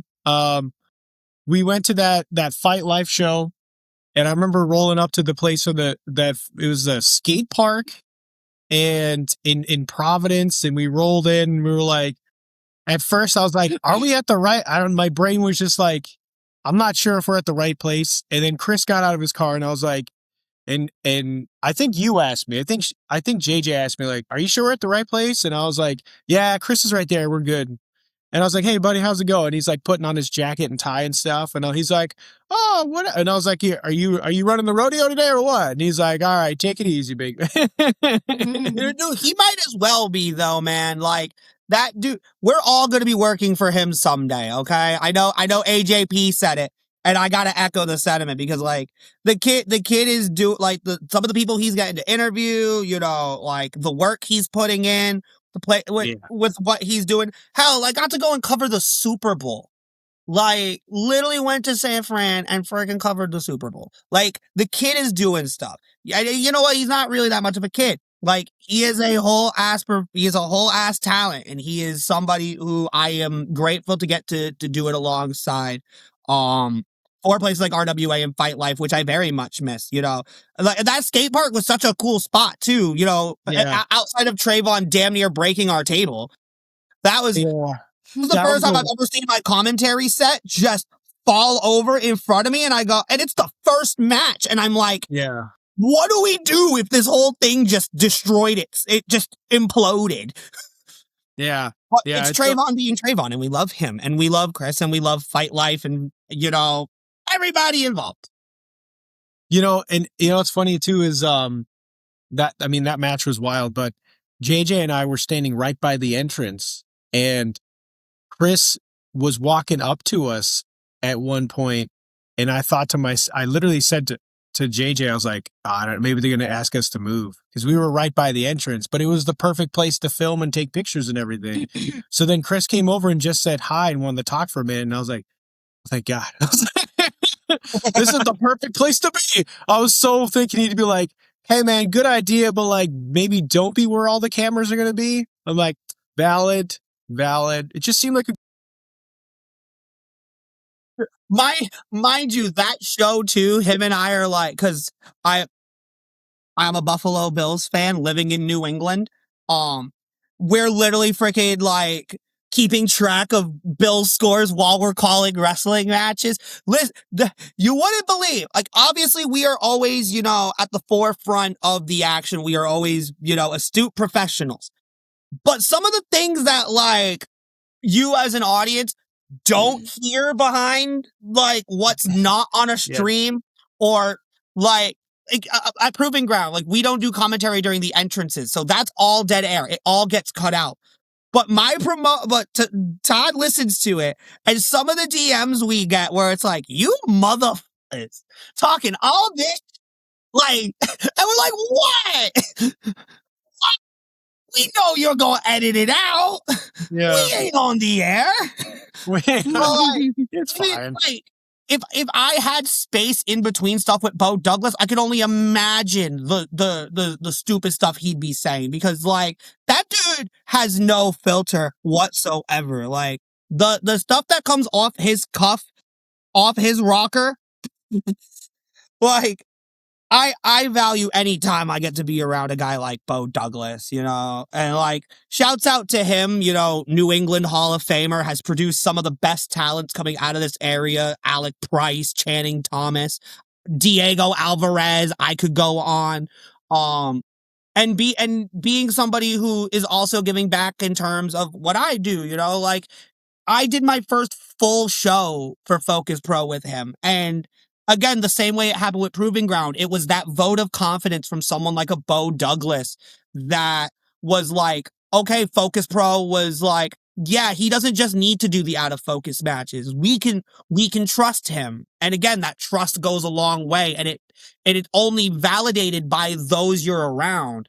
But, like, to get it from someone like a Bo Douglas, who, like, I wasn't around when he was a wrestler. I just know everything that, like, he's done for the area. And so for him to give me that vote of confidence meant so much, especially at such an early point in my my networking phase. I like to call it my sophomore year. You know, but he also was at that show. It was the Cream Stampede. It was a collaboration with the Intergender Bonanza from Stan Styles. And, like, even on the air, like, the way he's just spouting, I'm like, wait, we can talk like that? I can swear? I've never been able to swear on a call before. And I was like, what? Okay, all bets are off. And and now it's loose. It's right there. You're in the pocket, and now you're comfortable. Now you don't have the weight of the world on your shoulders, because if this guy over here is just, you know, and he's having a good time, I can now have a good time, you know, because I'm not trying to, like, have to, like, impress somebody, or, you know, act like I'm gonna, like, my career's gonna come to an end if I say one wrong thing. Like, no, you know, as a commentary team, it's all about the symbiotic relationship you're able to form. And, you know, I wish I got to do it more with Bo, but I'm grateful that I've been able to take an experience like that.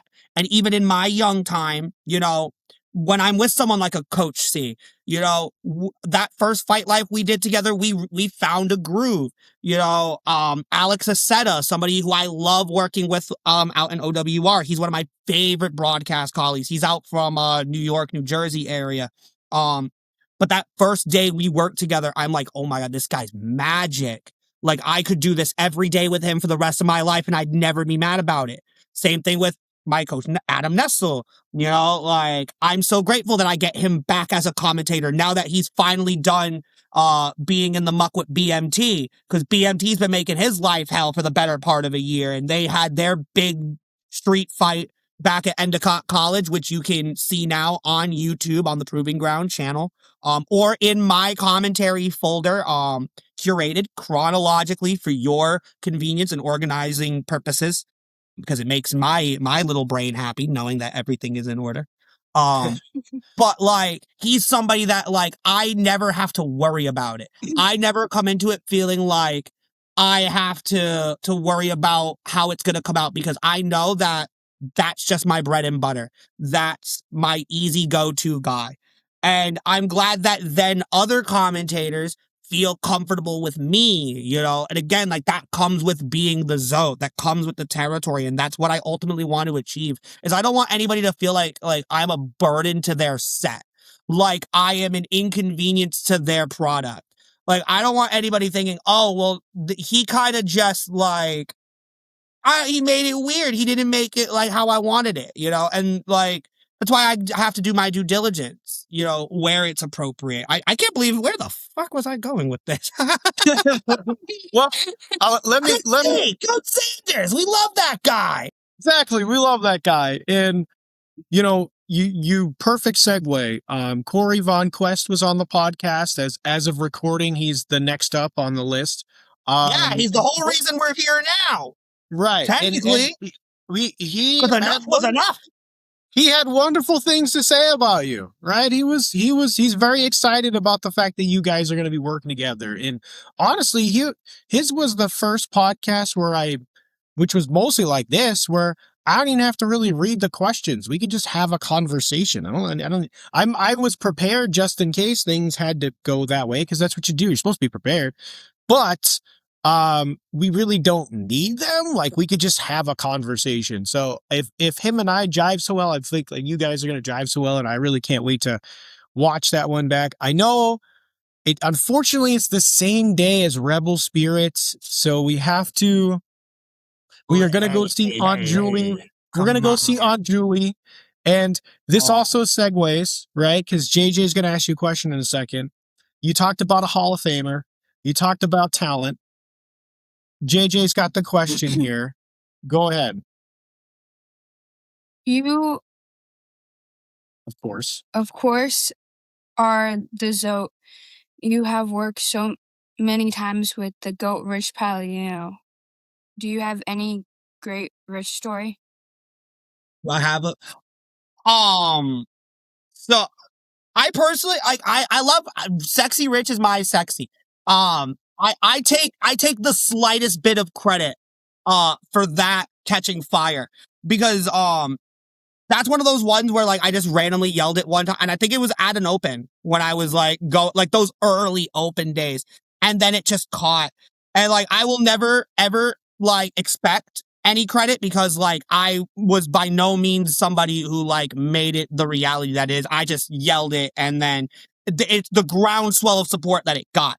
But I mean, I just love getting to be around Rich, because like you said, he is the GOAT when it comes to being a ring announcer. When it comes to just being an upstanding professional in this business, 32 years, like I mentioned earlier. But like, so I feel like one of my funniest Palladino stories comes from a show that I wasn't even on with him, which was a Focus Pro show. And it was that October show where everything kind of went awry at a certain point because of a certain talent. If you don't know the story, or if you weren't at that show, I'm not gonna like go into the fulls of it. But BRG was in the middle of a gauntlet match, and this very large Undertaker-esque wrestler came out, took the microphone midway through, and tried to get Rich to say something that would very much get him canceled. Yeah. And my biggest takeaway from that, and again, because Rich is like such a professional, like the way he just keeps saying the actual name, like not giving in, despite the fact that this guy like threw this at him without any rhyme or reason.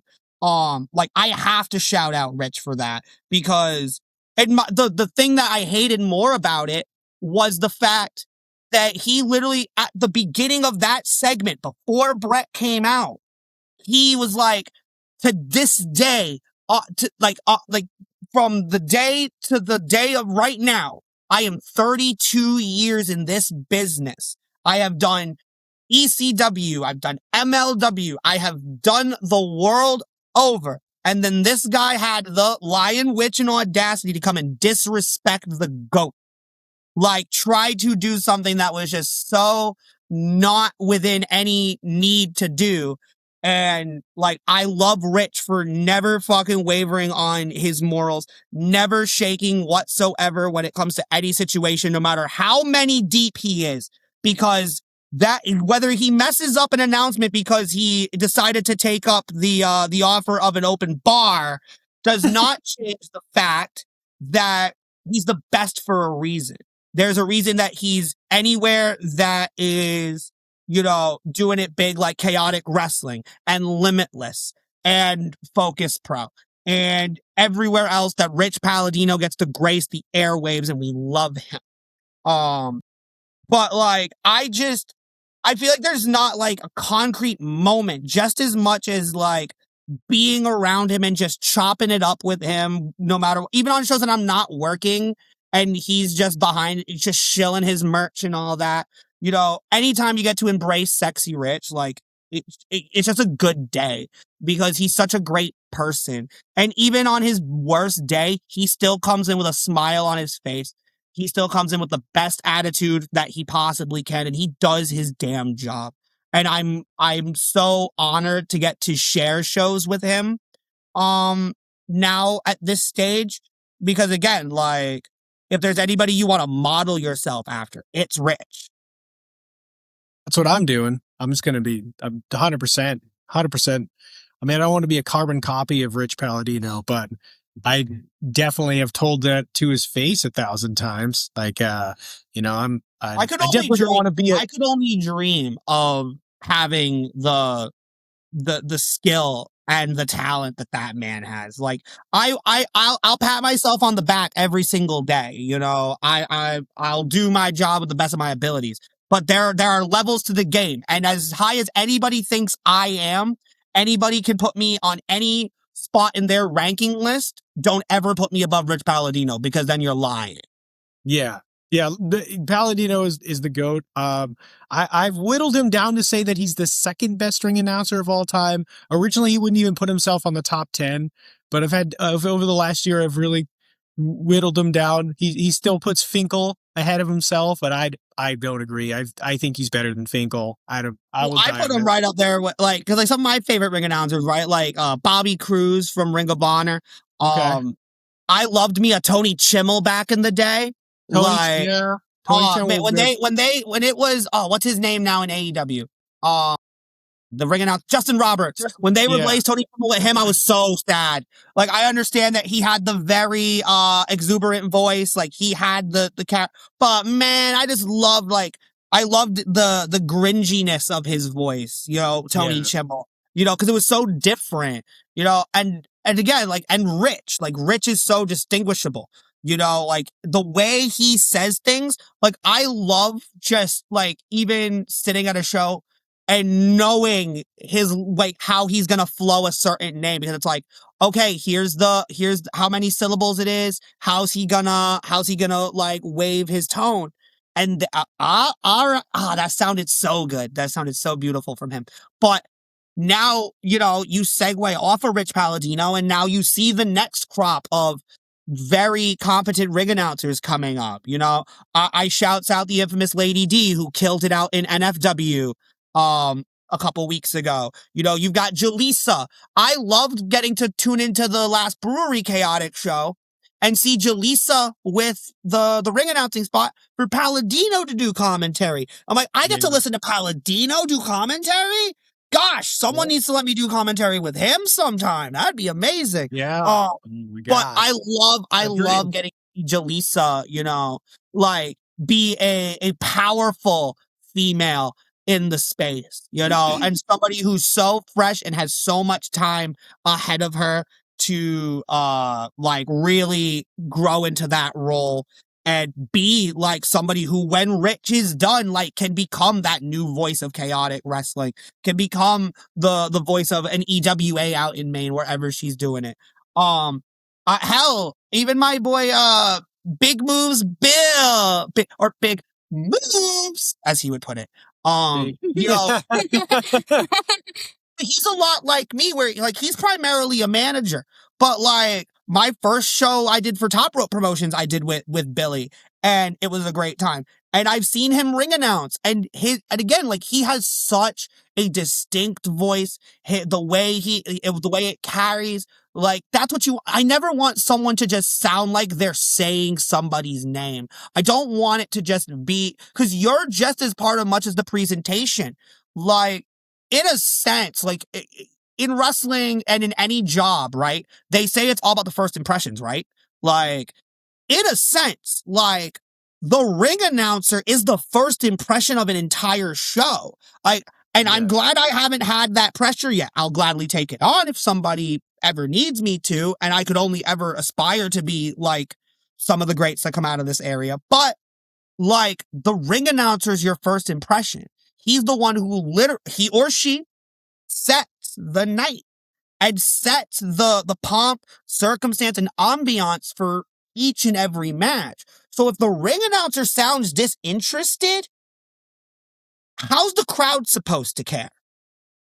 Right. Like, wrestlers make their first impressions the moment they make their entrance. And as soon as the bell rings, like if they're making a debut, now they're hoping that you remember them by the end of it. But they might not even pay attention to your match if they're not given a reason to care about it beforehand, whether it be by the ring announcer or hell, even going into the show where, if you're not cutting your promos, because, you talking your talk is what's going to put the booties in the seats, because they need to be able to want to come and see you. They got to care about you. And I can only make them care about you if they're there or if they're watching it, and make sure I don't sound bored, because, I can't afford to do that, And I pride myself on giving, again, my most full energy and being a voice that when you hear it, it's exciting. It's, it's insightful, because again, it's my job as making that impression on a viewing audience that, hey, you're going to be okay. You're going to be able to understand what's happening, because me and my partner, we're here. We're going to make sure that you understand who's in that ring. We're going to tell you why they're fighting, and that you're going to be able to enjoy the experience. Yeah. And, you shout out so many great people that we love. Jaleesa, as recording this, she should still probably be in Las Vegas for her birthday weekend. So hopefully she had a great time. She is JJ's wrestling mom. So Aww. that's always a great thing. Look at us, JJ. We both got ring announcing wrestling moms. There you go. Exactly. And then we can shout out JJ's wrestling aunt, Julie Cutler, right? We'll be seeing Auntie Julie pretty soon. She's fantastic. Your stepmom, Danielle, she's always, and it's always funny when I'm trying to explain to somebody, like, there's Danielle over there, and they're like, who? And I'm like, the only one with that colored hair, my friends. Literally, sir. How can you answer in the room? I mean, listen, she didn't spend 3 hours backstage on her face for you not to notice her. Okay? Exactly. Like, watching the dedication that this woman puts into her visual, like, bar none. None are comparable. Like, she is there with her little freaking thing, and it is a process. Yeah. A process. But then she comes out there, and now look at, this is the elegance. This is what is representing your brand. And then she gets the stick. And you go from there. right? And she looks like $1 million. You know, we can shout out PJ Moon. He's a good buddy of mine. JT John Torres, the voice of retro. He's a good guy. Right. So, you know, there's so many Matt wonderful, Court, baby. Matt yeah, Court, man. so many great, wonderfully talented people that, like you said, they have to be the voice. They have to be the one who is creating the event and making it something substantial for the audience, because they are the glue that keeps the show together. Period. Right? And Yeah, and like especially when you say that keep the glue together, like when things go awry too, like if someone gets hurt or there's a situation like in the crowd, you know, the ring announcer is the one who has access to the speakers. They're the ones who really have to kind of like mediate that whole situation and make sure that the audience isn't panicking and like able to keep the energy as, you know, civil and calm as possible. Like, and that's a weight of pressure all on its own. Like, I had to watch Sam Laterna do it at a PWJ show.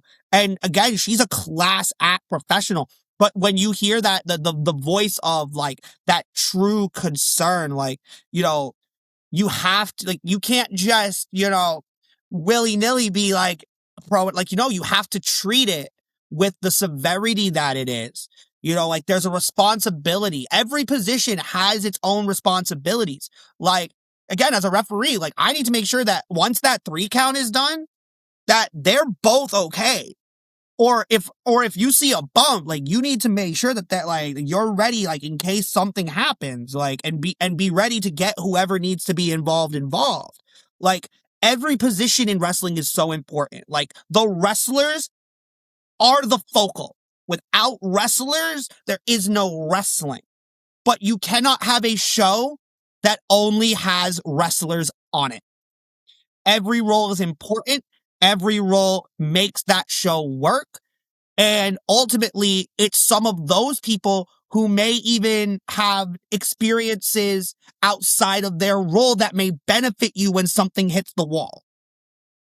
yeah, and you know, Ref Nick and I talked about it. He was the ref for the match where Shannon got injured, and he had to really make sure to advocate to get her out of that ring as quickly and as safely as possible, right? And of course, the people running the show that day were very appreciative of the fact that they went home early and left so that Shannon can go to the hospital, right?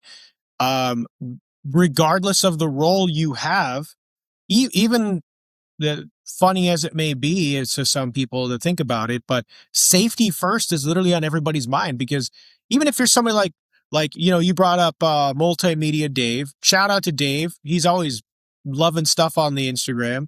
You know, you got Cinemark. We love Mark. He's a great guy, right? Those even they have to be conscientiously aware of the crowd, because what if they have a camera with a cord?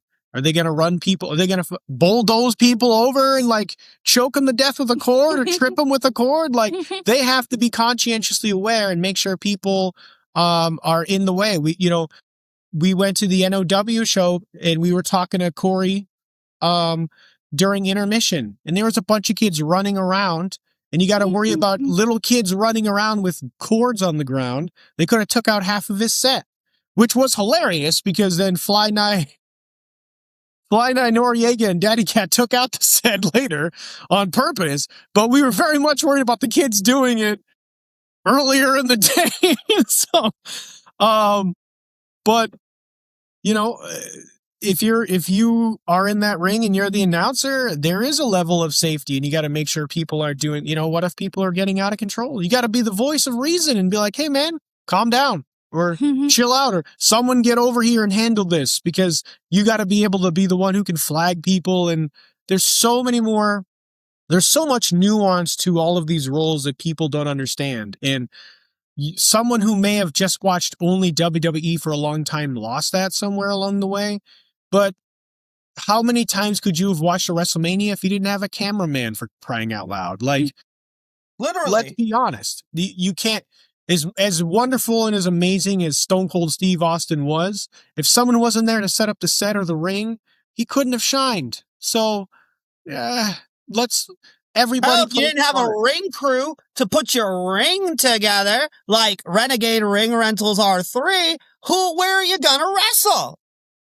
Exactly. And for some of you guys out there who may or may not have a rickety ring, maybe think of ring rentaling instead.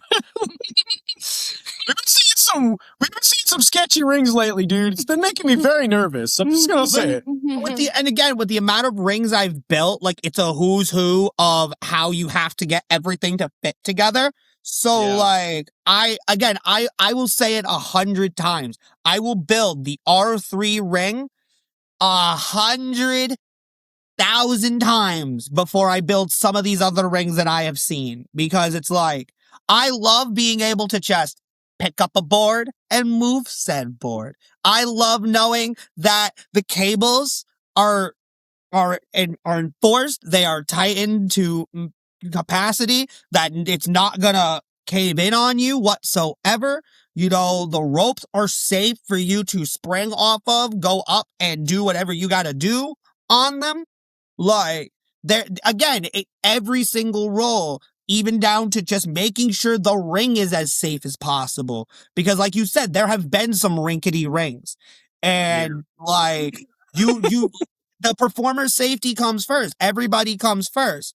And if your ring isn't up to code, then nobody should be in it. Like I heard about a horror show in Tennessee recently that some of my Connecticut associates were a part of. And like they were saying that there was just like little patches of padding dispersed amongst the boards, and like there were gaps, like the ropes were barely like uptight. I'm like, so you're wrestling in a death trap. Like, no, that show should have never even been. And they were flying in people that they didn't even have flights home for, which was its own separate issue. Like, so all in all, just like if you're gonna run an event, if you want to put on a wrestling event and you have the money to do it, you know, you have the brain capacity to handle all that logistical stuff that comes with doing it, do it the right way or don't do it. Because like then you're taking away from people who have built credible businesses, who have, you know, cultivated their audiences, and now you're diluting their pool. You know, and there's room for everybody to play, but don't do it unsafely. Don't do it where now you're affecting the bottom line of the entire area that you're running. Right. Don't kill the business because you think that you're just playing action figures. Go home and play with your action figures. Leave the real wrestling to the wrestling professionals. Thank you very much. That stuff drives me up the wall. Literally drives the wall. And it's definitely something that, you know, in class, many, many times a few of my coaches have talked about. If things are not adding up, let's just say, be conscientiously aware and make sure to advocate for safety first. Honestly, it's one of the biggest things that we always talk about. Looks like JJ has picked a question she really wants to ask you. Okay, all right, let's go. I love that JJ is kind of the surrogate of keeping us on track. Like, I have questions. Can you boys shut up? Who are your favorite wrestlers, indies and pro? Okay, so I love that you give me the 2-part point answer. I'll give you the pros first, because they're obviously easier and like, you know. So my favorite wrestler all time is Edge. Like, there is no more perfect professional wrestler to me in terms of their body of work, in terms of their mind for the business, in terms of their longevity, all that, it comes to Edge. Like, and Edge was somebody that, like, in his primary run, I did not get to see, like, in their prime. I got into wrestling way too fucking late. You know, 2011, the dark times. But he had just retired. you know, but when he came back in 2020, like, I'm like, oh my God, I can find, because I had gone back on the network and I had watched 98 Attitude Era stuff. I watched 04 Reign of Terror Evolution stuff. I watched 08 SmackDowns going into WrestleMania 25, I think it was. And in all these eras, there's one common denominator of somebody who is just always putting in work that I am just gravitated towards, and it was Edge. But in that 2011 time, if it wasn't someone for like a CM Punk, I would have never thought wrestling was cool, because he made it feel so real at that specific time, where I literally got, like, my first show that I watched as a fan was with my dad, was the night after Money in the Bank 2011. Punk's already blown the kiss. Punk's left with the title. They need to crown a new champion. And then at the end of the night, Vince loses his job to Triple H. And my dad went mental because he was a big Triple H guy. But I'm like, wait, so you're telling me they don't have a champion? They just changed over who runs the entire company. John Cena sucks. Like, this is pandemonium. Right. This is crazy. Like, now I need to watch next week. And like, so again, like, that one guy's story is what made me want to watch every single week, you know? Let's see. Is there anybody else Deonna Purrazzo, I already mentioned her as my favorite female wrestler. But I'll never not say good things about Deonna Purrazzo because, you know, again, like, how can you? Like, she is everything within those ropes and then some.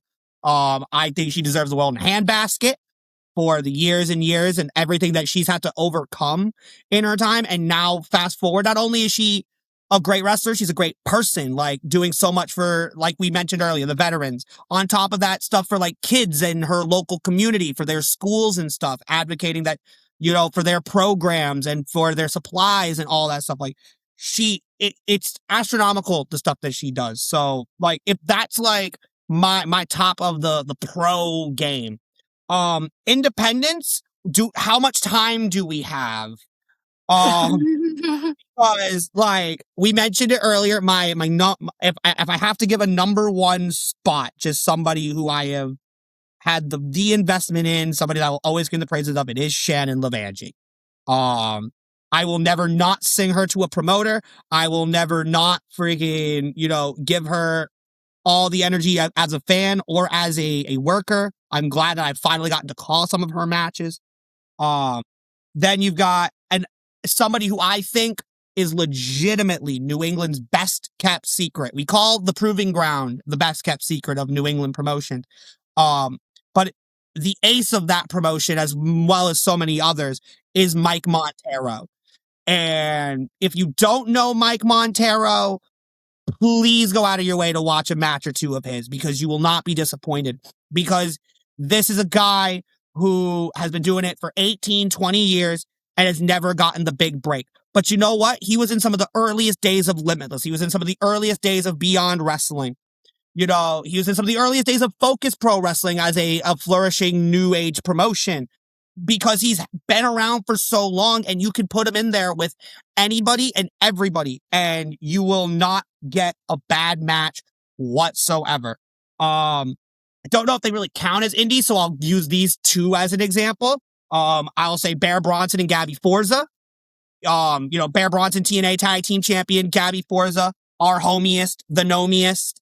You know, that's everybody's favorite in wrestling couple, I think. I don't think anybody is heads and shoulders over them in terms of emotional investment and their physical shoulders, because they are fat jacked to the extreme at all times of them savage. Right, no. right. Valid. No, it's valid. You know, who else? Because, I mean, again, I could literally be here all day if I was telling you my favorite independent wrestlers. I mean, Jeremy Lacroix and Madison, Roxanne Fury. I'm so sad that they're broken up, because, you know, I think they're two just great aspiring up and coming talents coming out of their areas. Selena Hakate, Patrick Saint, Anthony Gangone. How can I not sit here and talk about Dr. Sleep, Anthony Gangone? The level of psychological genius that this man has. And he's not your flippy-do wrestler by any stretch of the word. But oh my God, can he make you feel? Can he make you, whether it be like uneasy, whether you get those goosebumps from the moment that his Stranger Files music hits to him threatening to put his fingers under your tongue? Like, he is just outstanding. I love me an Angelo Carter.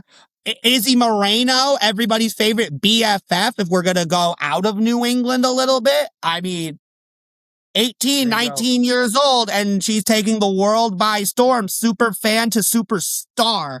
On top of the likes of a Diego Alvarez, the true face, Focus Pro Wrestling, the champion, the soon-to-be IWTV world champion, if he can overcome another great wrestler in Mance Warner. Elle Valentine, Elle Valentine, like the new thing of New England.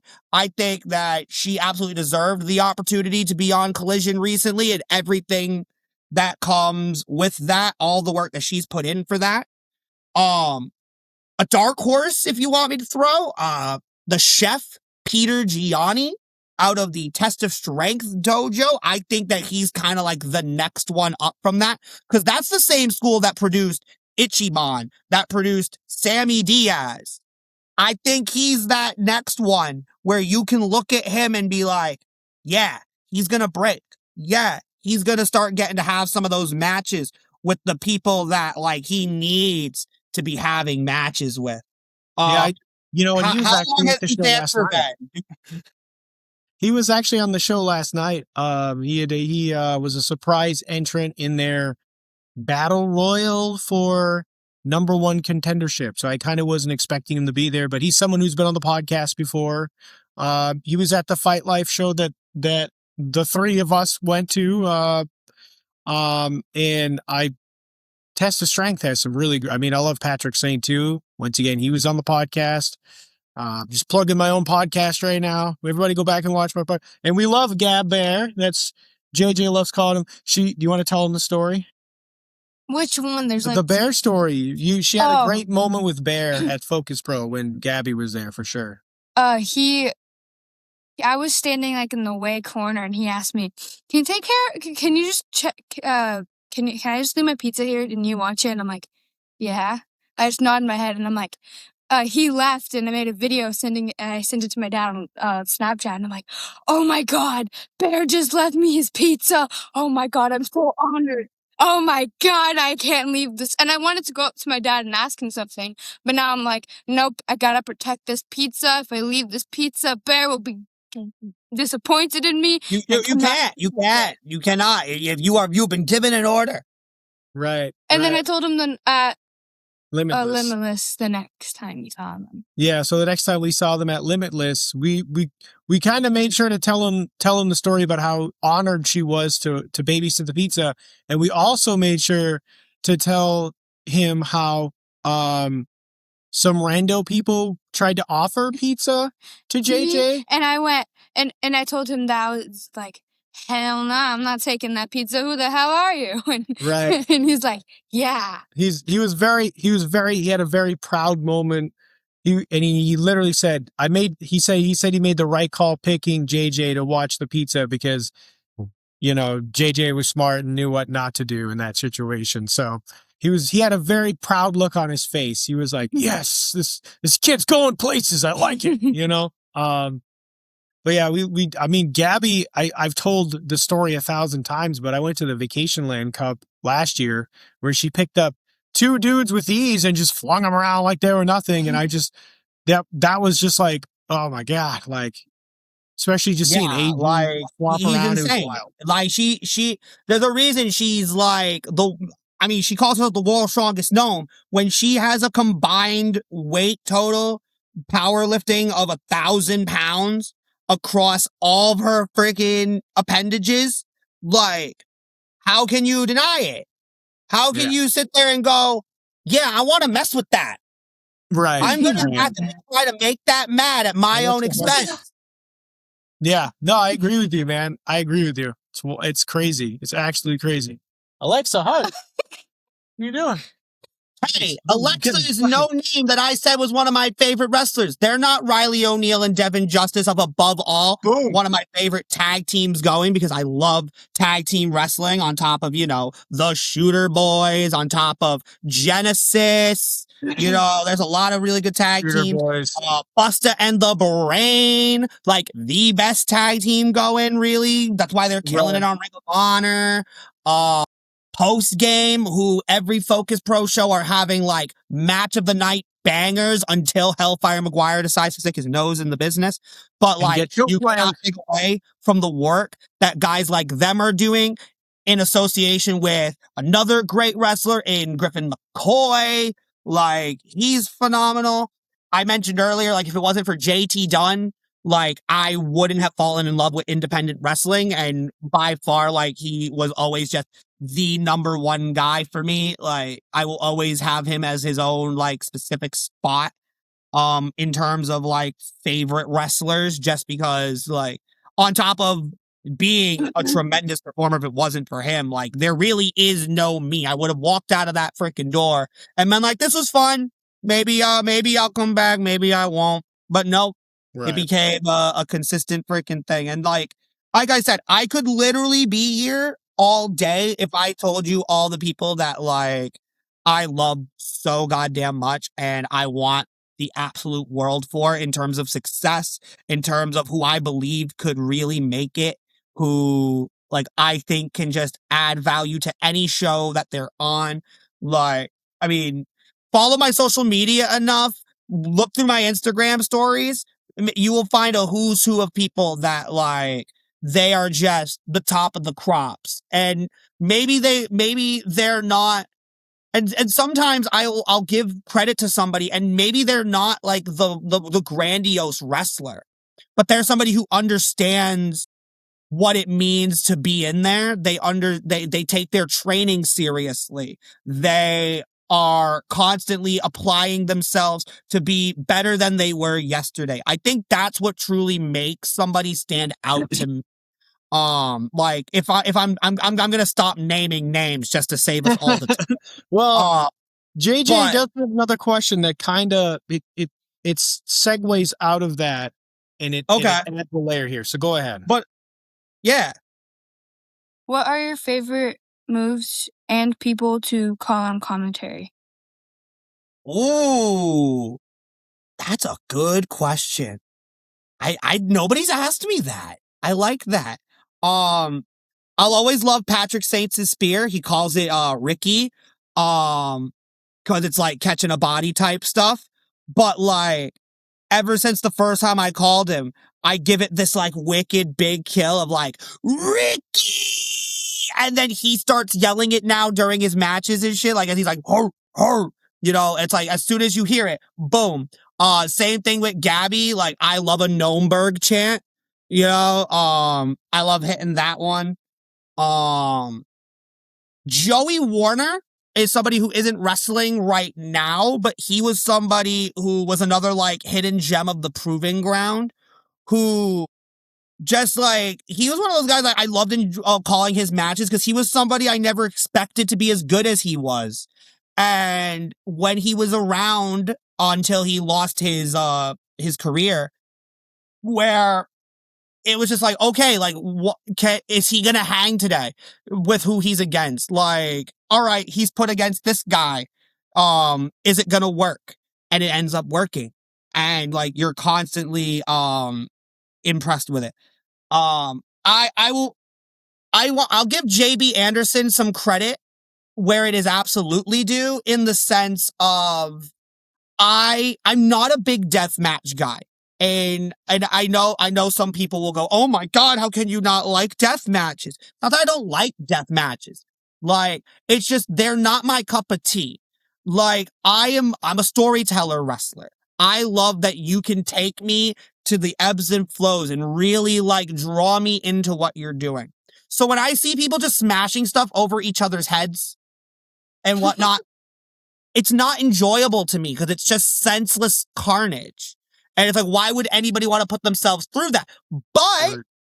But JB Anderson like at Focus Pro, and Jason Devine as well, through his hardcore run, they've given me that new appreciation for it, where I can now, because like I've been to GCW shows and they're crazy and they're fun and they're bloody and they're like wild, and I'm wicked excited for Focus Pro to start collaborate, and like I'm now excited for Focus to start collaborating with No Holds Barred and Danny DeMonto because of the work that JB has done to make me go, okay, this is a guy telling a story through it. This is a guy who wants to make deathmatch wrestling truly vibrant in Boston, in Massachusetts.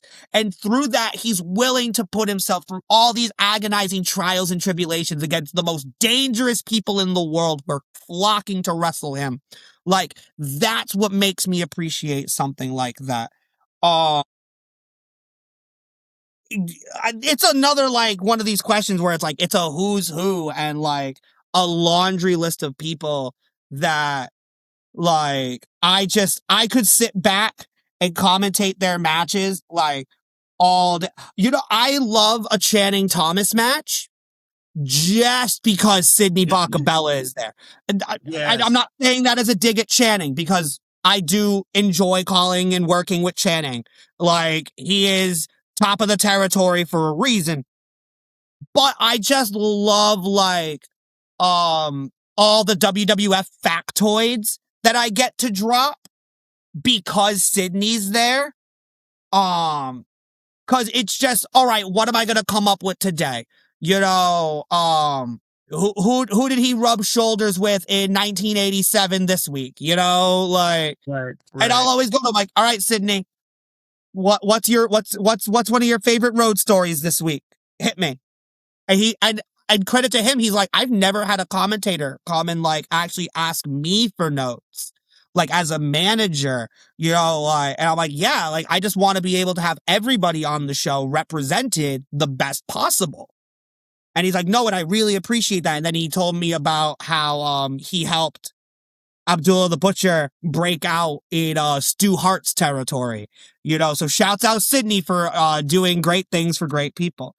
I love Sydney. Who doesn't love calling a Waves and Curls match? Like it's just a party.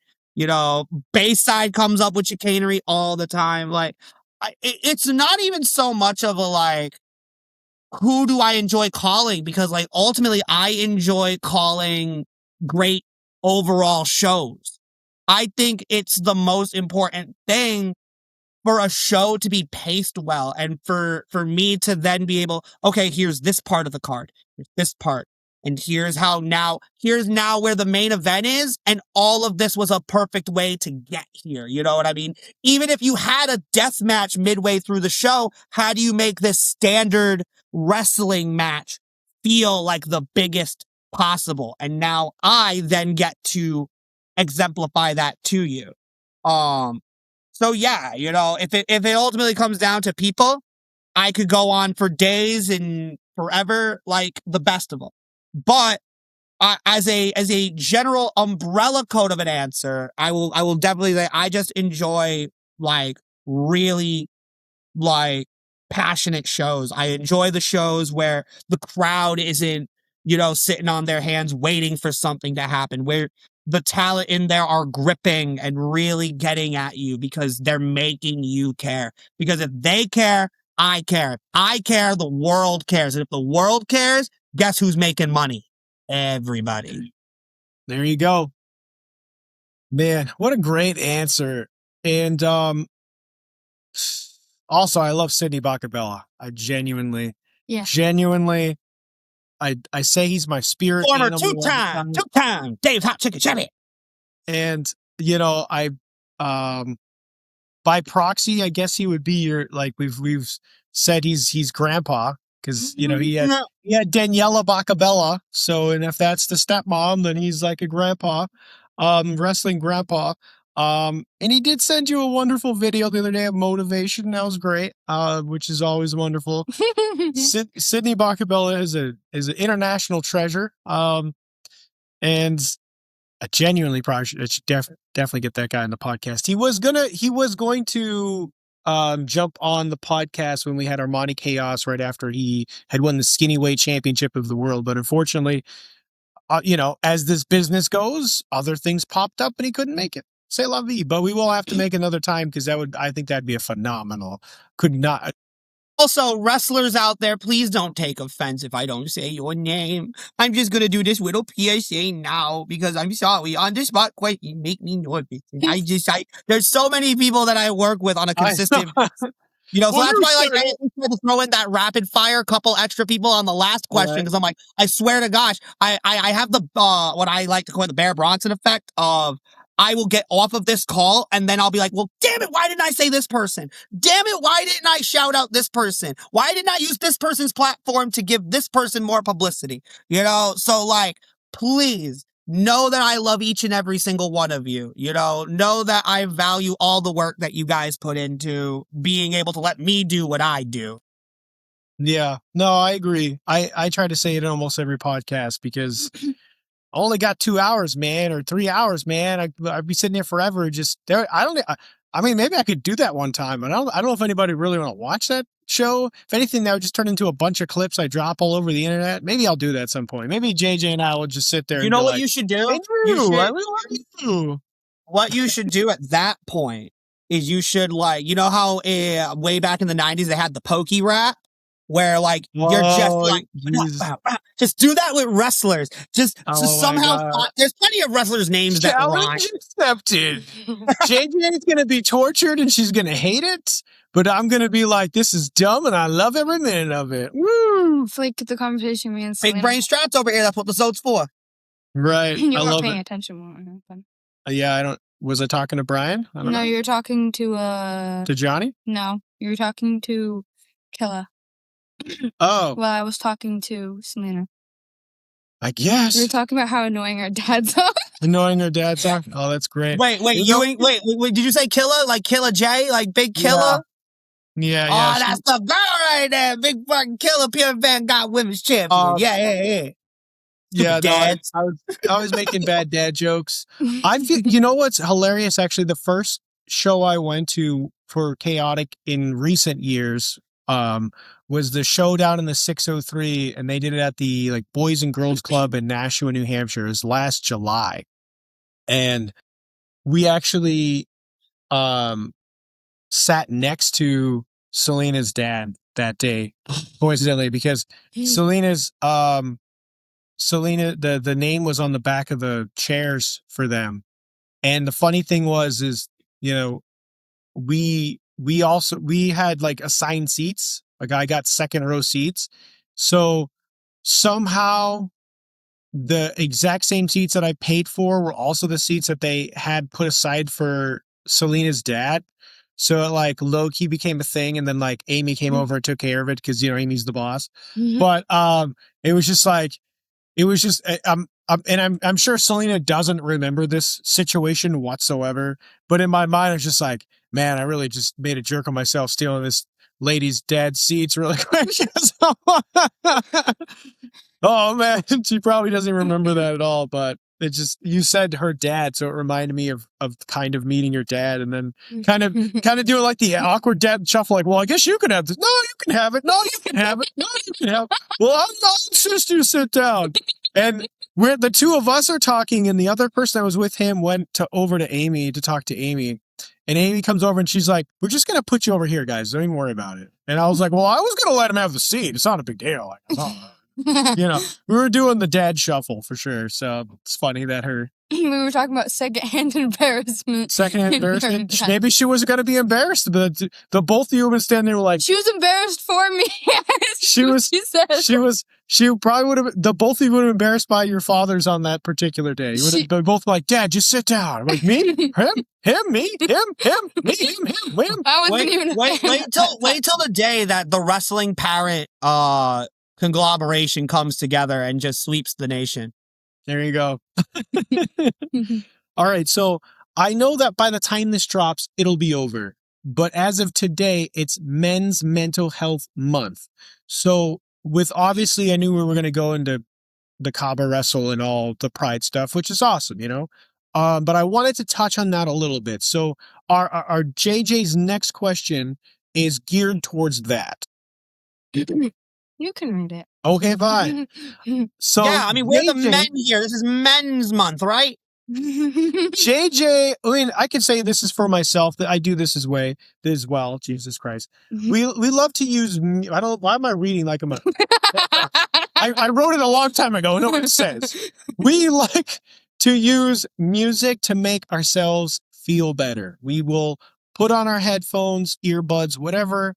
We will plug in. We will tune out. We will turn off. Right, and it gives us a way to block out the world for a little while and process whatever the hell is going on in life, because sometimes life can be overwhelming, right? So what do you do to tune out the world, to turn it off for a little bit so you can relax? That's a good question. For me, so it's weird, right? Like, cause I'm obviously a music guy. So like, I love me some music. I will always have my earbuds in.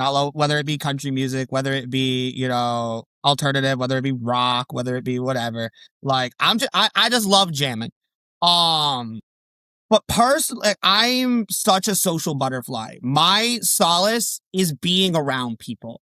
And that sounds weird, but like, unless I need like that one day to recharge my battery, like I would rather be out amongst people. Even like if I'm having a bad day, I can't wear that when I'm with others. So in a way, like it helps me just instantly brighten up, because it's like, okay, like I can't be a stick in the mud when I'm with this group of people.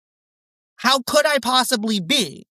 So for me, like I find that solace in others, because again, like if my brain can now focus on all of the good and it can be enhanced by who I'm around, then it makes me a better me.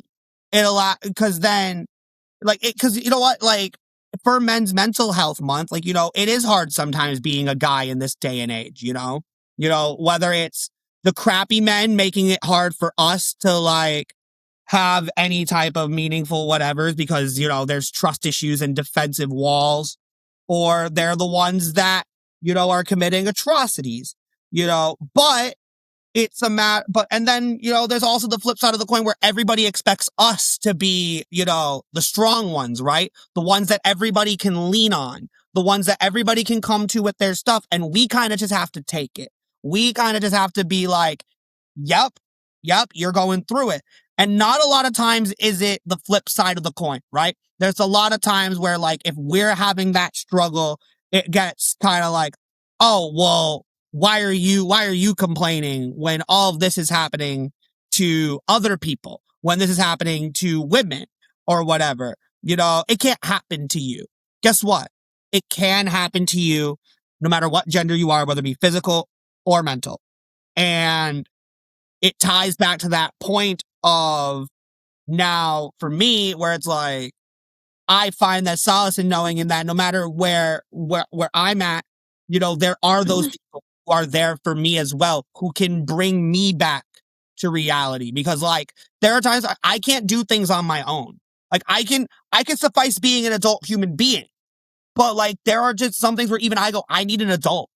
I need to like let this out because like I'm struggling. I can't figure out how to handle this problem. I can't get through this. I need somebody because I can't do it myself. It's the same where it's like in school, I need somebody there to be the teacher. I can't be given a pamphlet and then expected to go figure it out, do it yourself. I'll go insane and then I'll need more mental help than I already do. No. I mean, so that's why they have support groups, right? That so many people are exactly. almost But instead of going to like an AA meeting for, alcohol problems, I just, go up to a buddy's house and, partake in some extracurricular activity and just let the world melt. Cause, sometimes you just need a little extra something to, get you jazzed up. Oh my God, that almost came out so wrong. Thank gosh. Thank God for that day. Oh my God. But yeah, for me personally, and like wrestling, like that's what wrestling is for me. I say it all the time. I work my week to get to my weekends because I know at the moment that Friday hits, my last clock out, it's time for my fun work. It's time for the stuff that I can just forget about everything else. And yeah, wrestling comes with its own stresses. Don't get me wrong. Like, I sit in this room every day in my brain of like, oh my God, I have so much I have to be responsible for. I need to do this for this person, and I need to do this for this person. And this person then needs me for this day at this time, and I have to manage it. And I can like, and I'm just a commentator. It's harder for the wrestlers to some degrees. I will always say though, like, I think there's two sides to every coin. I think as hard as it is for wrestlers, it's definitely hard for us media personnel. But again, like at the end of the day, when a show starts and the bell rings, that's my comfort. That's my safe space. I can be me. I can let myself out, be me. And I know there will be people there who accept me for me as full. And if you don't like it, well, I don't really care because I'd rather be hated for what I am than loved for what I'm not. I live and breathe by that sword. I'm always going to be me because that's what keeps my mental health in check, is knowing that I didn't compromise myself for somebody else. I stand by those who are true and I present myself the best way possible. Beautiful, beautiful sentiment, man. And, more power to you. I can genuinely say at this point, we shouldn't have talked about the dad thing, so I'm going to make like 5 dad jokes right there. Right? I swear to God. And I had to stop myself because I knew I'd get the face. So I was just like, okay, I didn't do it. Yeah. If that face could kill, I would have been dead years ago. Let me tell you. I would have been Wait, so how many dead. years ago? Yeah. We've only got so many on this earth. Right. Yeah. Only got a few. Hey, you know what? But once again, I don't look too bad for 40, guys. Woo! Hey, I know that's right. There you go. I hope I could look that good at 40. Right. Just as long as this doesn't go gray at 40, I'll be a happy guy. It's funny. I got a couple of ones coming in. I kind of feel like I'm gonna wind up being a silver fox anyway, so it's all right. It's all right. They can come in. I will miss the ginger name, but I'll miss the gingerish, but I'll go from ginger to silver fox. It'll be fine. And the ginger gardens. I was gonna make more. I was gonna make more bad dad jokes. I'm gonna stop myself. Not the ginger garden! Not the ginger garden! She's already traumatized. I didn't even go down. So disappointed in you! Wheat man, so good he'd never cheat, man. I love you, Wheat man. Wheat man. It's hilarious. I left work the other night. I got in the car. I turned on the car, and the radio was still on, and Wheat Man's song was playing. And I immediately was like, "Where's my phone? Where's my phone? Where's my phone?" And I was like, shit. So I got my phone up. I got my phone out, and I'm like recording it, and I was like, "Wheat Man," and I was like, "Wait, you did it with one hand? That doesn't count. This is bull." So I had to do the thing. I had to record it, put it back, and like, Wheat Man. And by the time I finally got it right, like the song was like very much ending. So like it was very like, I was like, damn it. I was like, I almost had to like reenact an organic moment because I didn't record it right the first time. So, and I sent it to him, and he was just like, sweet, bro. It was great. We love those guys. Forget Wheat Man, Cash McGinnis, especially. I think that they're like another set that are just like the next ones that are gonna like catch fire just because they're so entertaining. They're so good, man. Like they have found their pocket. Yeah. I kid you not. That video that they did for the brewery brawl, the summer. Oh, yes. The commercial with Shannon and Tony and all them. It's just That like, was the oh, funniest thing I've It's seen not the poison. so long. Like they are just like they're living. They're the embodiment of what's it called? Like fully embrace it. Like live it kind of stuff. yeah. Fully Yeah. commit to the bit. There it is. Thank Yeah. you. No, I Thank you, Brain. Like they commit to every single loose thread of a concept they come up with. And they're really being themselves just to a next level. Like, you know, I feel very fortunate to say that I can call them friends. And this is like their whole life. Like that they sit there all the time just thinking of what can they do next to be better and better and better and better and better. Right? They genuinely love professional wrestling. They genuinely live and breathe this business. They're consummate professionals at all times, and they're always trying to think of what else can be happening. And the fact that I get to be in the room with that sometimes, I just get to be the fly on the wall and just be like, they're great. I definitely, obviously, there's plenty of stories I can't tell, but you know, there's always that curtain. You got to keep the curtain closed, my friends. But I genuinely am honored and privileged to say that these are, you know, these are my friends, man. I love them to death, and I will stand on the hill that I really cannot wait to see the day. And I'm sure it's coming, especially now that they're there in the open. I want to see Breadwinners versus Wrench and Resolve, like so bad. I think that would be a hell of a match. I know the Handyman's on the up curve and he's coming back, you know, and he's got the show on the 4th of July and everything. But I think it would be especially with the fact that the Handyman takes some crazy stuff. I mean, we love Shannon. Shannon takes crazy stuff, but we saw Handyman jump off a balcony onto like 8 people at that show earlier this year. And he did the coffin drop onto 6 or 8 waiting bodies at the bottom. And it was absolutely insane. So not to say that he should come back off the injured list and go straight into coffin drops off of 45-foot walls. But what I am saying is that Breadwinners versus Wrench and Resolve, I really hope that happens someday soon because I think it'd be great. But those guys are all 4 of those guys. All 4 of those guys. And 3 out of the 4 have been on the podcast. So boom in your face, everybody. Ha ha ha. There you go. There you go. Sponsored by King Me Entertainment. Boom. So JJ, are you gonna ask the last? You got the last question here. Mm-hmm. What would you like to say to all the kids who look up to you? Well, I mean, I hope that maybe there are kids out there that look up to me, you know? I mean, I can't say that there aren't, you know? I have beautiful nieces and nephews and all that stuff. But like to any kid out there, like that maybe hears this message, I'll echo a sentiment that is very, very easy to kind of coin, but it's like, just don't ever think that something is impossible. Like if you want to do something, if you want to pursue a dream, don't let anybody tell you that it's not possible. Because I've had my fair share of detractors. I've had people who thought that I didn't belong anywhere in wrestling, let alone on a microphone. And I would since work with that talent and I'd find out that their opinion completely changed because of how much of a professional I was and how well I handled myself in the space.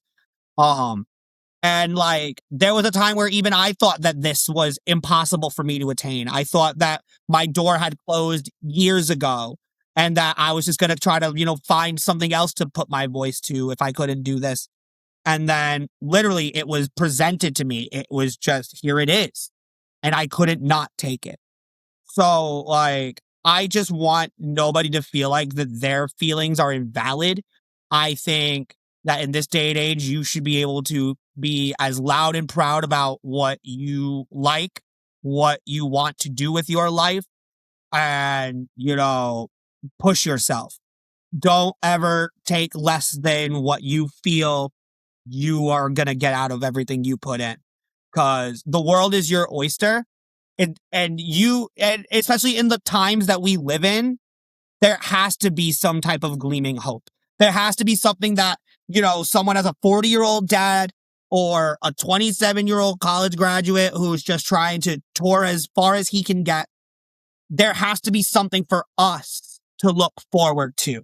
There has to be something for us to be able to look at and go, the world's going to be okay. And in a world full of AI, muck and schlop, in a world full of brain rot and, political influence on the future of our generations, the future generation has to stand on their own 2 feet and just spearhead forward into whatever they believe is their calling. Don't give up on it, because if you do, then you're never going to be in the right place at the right time. Even if it's a small little thing, even if it's just something in the back of your head that says, no matter what, somehow, some way, this is going to happen. And you find even the little steps, the littlest steps, because I will always say, it's the littlest things that matter the most. You could be the coolest guy in the world. You could literally be Fabio reincarnated. But who cares? Underneath a surface level. Do it. Be who you want to be. Beautiful sentiment, my friend. Beautiful sentiment. I mean, you hit it on the head. I never thought, well, I did college so many years ago. And after college, I had to give up on my dreams at that point to make sure that my family ate food. And I never thought in a million years, here I am. Here I am in this particular space with wonderful people like you and my beautiful daughter, JJ, doing a podcast, interviewing some of the best professional wrestling talent in New England and beyond, right? And it's absolutely incredible. And it's like, right. Like, it's absolutely crazy to think, like, 2.5 years ago, I wasn't doing anything in this space. And now I've gotten to work with TV stars. I've gotten to work with former ECW legends. I've gotten to work with the who's who of the next up and everything in between. And I wouldn't trade this life for anything, because it's the result of all the hard work and never giving up and not letting anybody tell you that you can't do it. They just need to find ways to suffice their life choices. They need to find whatever is going to level it in their heads that what they're doing is okay. Even when they're doing the wrong thing. Even when they're being part of the problem, being part of the negative that drags everything down, you have to be what uplifts it. Even if you don't think that you're going to make that much of an impact, because I don't think I'm that great. I think that there are people who are leaps and bounds ahead of me, and rightfully so. I'm humble enough to know that I'm good and I'm proud of everything that I've done. But that's because I've worked hard for it. That's because people have seen that and have gravitated towards it. And without all of that, there is no ZOAT. There is no me sitting on this platform right now getting to tell my story and then next weekend go and tell other people's stories. But there need to be stories to tell. And there aren't going to be stories to tell, whether it's wrestling, whether it's in any form of life, of media, of anything, if you don't pursue your dreams, because then nobody's doing any of the stuff that we get to enjoy, that brings people together, that somewhat makes this life worth living. Right? I mean, Robin Williams said it best. Math and science, those are great pursuits. But poetry and art, those are the reasons why you are alive inside your soul. So, something that, man, I love you, bro. So we were wrapping up. Did you already plug your stuff? Plug your stuff. No, Plug your stuff. not entirely. I'll give the general breakdown of stuffs and things if you'll be so kind. Obviously, like I mentioned earlier, if you read my name here on the prompter, ZOAT Lev, well, this is my actual spelling of the name, but ZOAT Lev IA 98. You don't need accents on that. You can find me there on Instagram. You can find me there on TikTok. You can find me there on X, Twitter. I still call it Twitter. Who cares about X? Facebook, it's just my name, Zach Levaye, and that's where the accents are important because it's French, because it's fancy, and because I got locked out of my old Facebook. So I made this one years ago, and that's what it is. So on top of that, you can find my merch link there. I've got a bunch of new stuff coming out within the next couple months, so be sure if you want a t-shirt, get them online. If you want 8x10s and stickers, I have them at shows. So that's how you can get anything that's got my likeness. If you want to see me personally and get any of that stuff, well, I got a hell of a schedule, this upcoming weekend, I'll be throwing on the stripes at NCW. That's Northeast Championship Wrestling, the red one, out in Dedham, Massachusetts. And then the following day, it'll be the ZOAT and Corey Von Quest. That guy's a hoe. On the sticks at Pure Vanguard Wrestling in Bristol, Connecticut.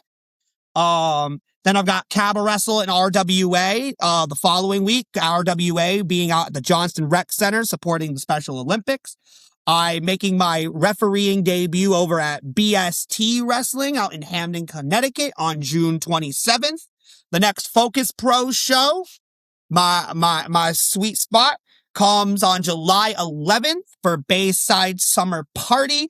That is at Braintree, Massachusetts, Widowmaker Brewery. Middle of July from the 16th to the 19th. I don't know how far this podcast gets, but if you're in Chattanooga, Tennessee, there's going to be the big SCI tournament. The ZOAT is going to be there. We don't know if I'll be doing anything, but you never know. So you got to make sure you're tuning in on IWTV and make sure that you're there and you get your tickets and all that. More Cabba Wrestle shows on top of that. The next time the Proving Ground will be around, we're on our summer vacation right now, but that will be on August the 15th for, what is it, Battleborns? Battle Stations. Man your Battle Stations. That's the next Proving Ground event. Anywhere else you can find me, you can find on those social media links that I mentioned earlier. I am constantly pumping out where I'm going to be or where you can hear me and all that. Follow me on my YouTube. It's just my name. And that's where you can find my curated folders of all my commentary work that is public domained, as well as another folder that will have all of my not commentary, which is, my backstage interviews, my refereeing, probably this podcast when it comes out will be in there because, I value everybody that gives me their time. I value any space that allows me to get to come and talk about what I love most, which is professional wrestling. So be sure to follow me all there. Be sure to support your local independents, support your wrestlers, your commentators, your ring announcers, your referees. Just support what you love. That's my big takeaway message, is just go out and support, because without you guys, there's no us. Without us, what are we even doing here? Couldn't agree more. And hopefully by then I do have a few viewers in Tennessee, because I will be, by the time this drops, the episode with Tim Bosby, the King of Memphis, will be on there. So I'm going to be getting some eyes down in Tennessee and Memphis for sure. So once again, my friend, thank you so much for being here today.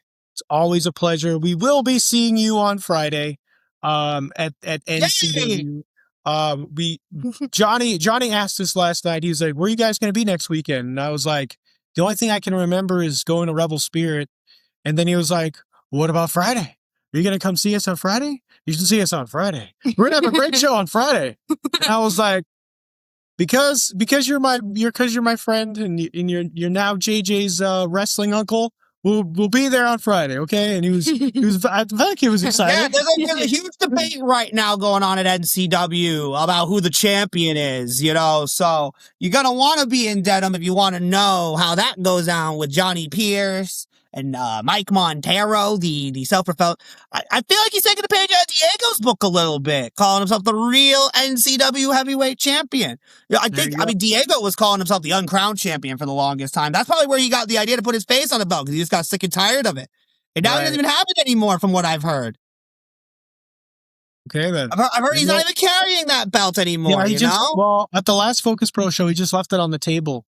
He just left it on the People table. took photos with it. Yeah, people were taking photos with it. It was kind of weird because I feel like normally he's like more.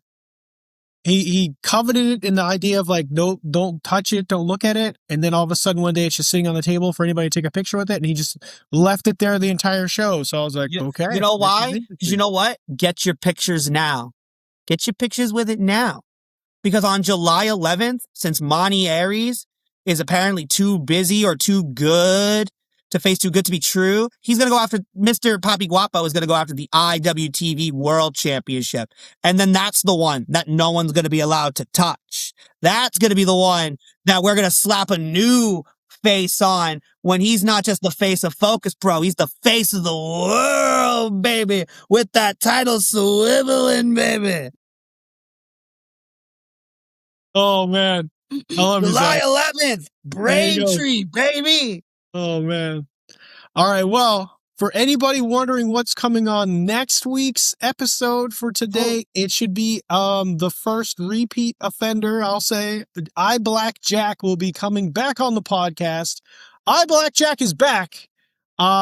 And we will be discussing his WWE tryout, among other things. The fact that he was in the business for 13 months and got a WWE tryout, standing ovation for that gentleman. But ZOAT, we love you, bro. Thank you so much for being here today. Guys, the pleasure was all mine. Like, I'm glad that this finally worked out, you know? I'm glad that JJ got to be the media mogul extraordinaire. I can't wait for the day that she just takes over your entire empire and she flourishes the indie scene for years to come. And until that point, I'm here. No one try to take my job. She's like, move over, old man. It's my turn. I'm like, well, geez, I love you too. Miss Emma Teeth. All right. Well, otherwise I'm going to keep making dad jokes. So everybody, you have a good day and we'll see you next time.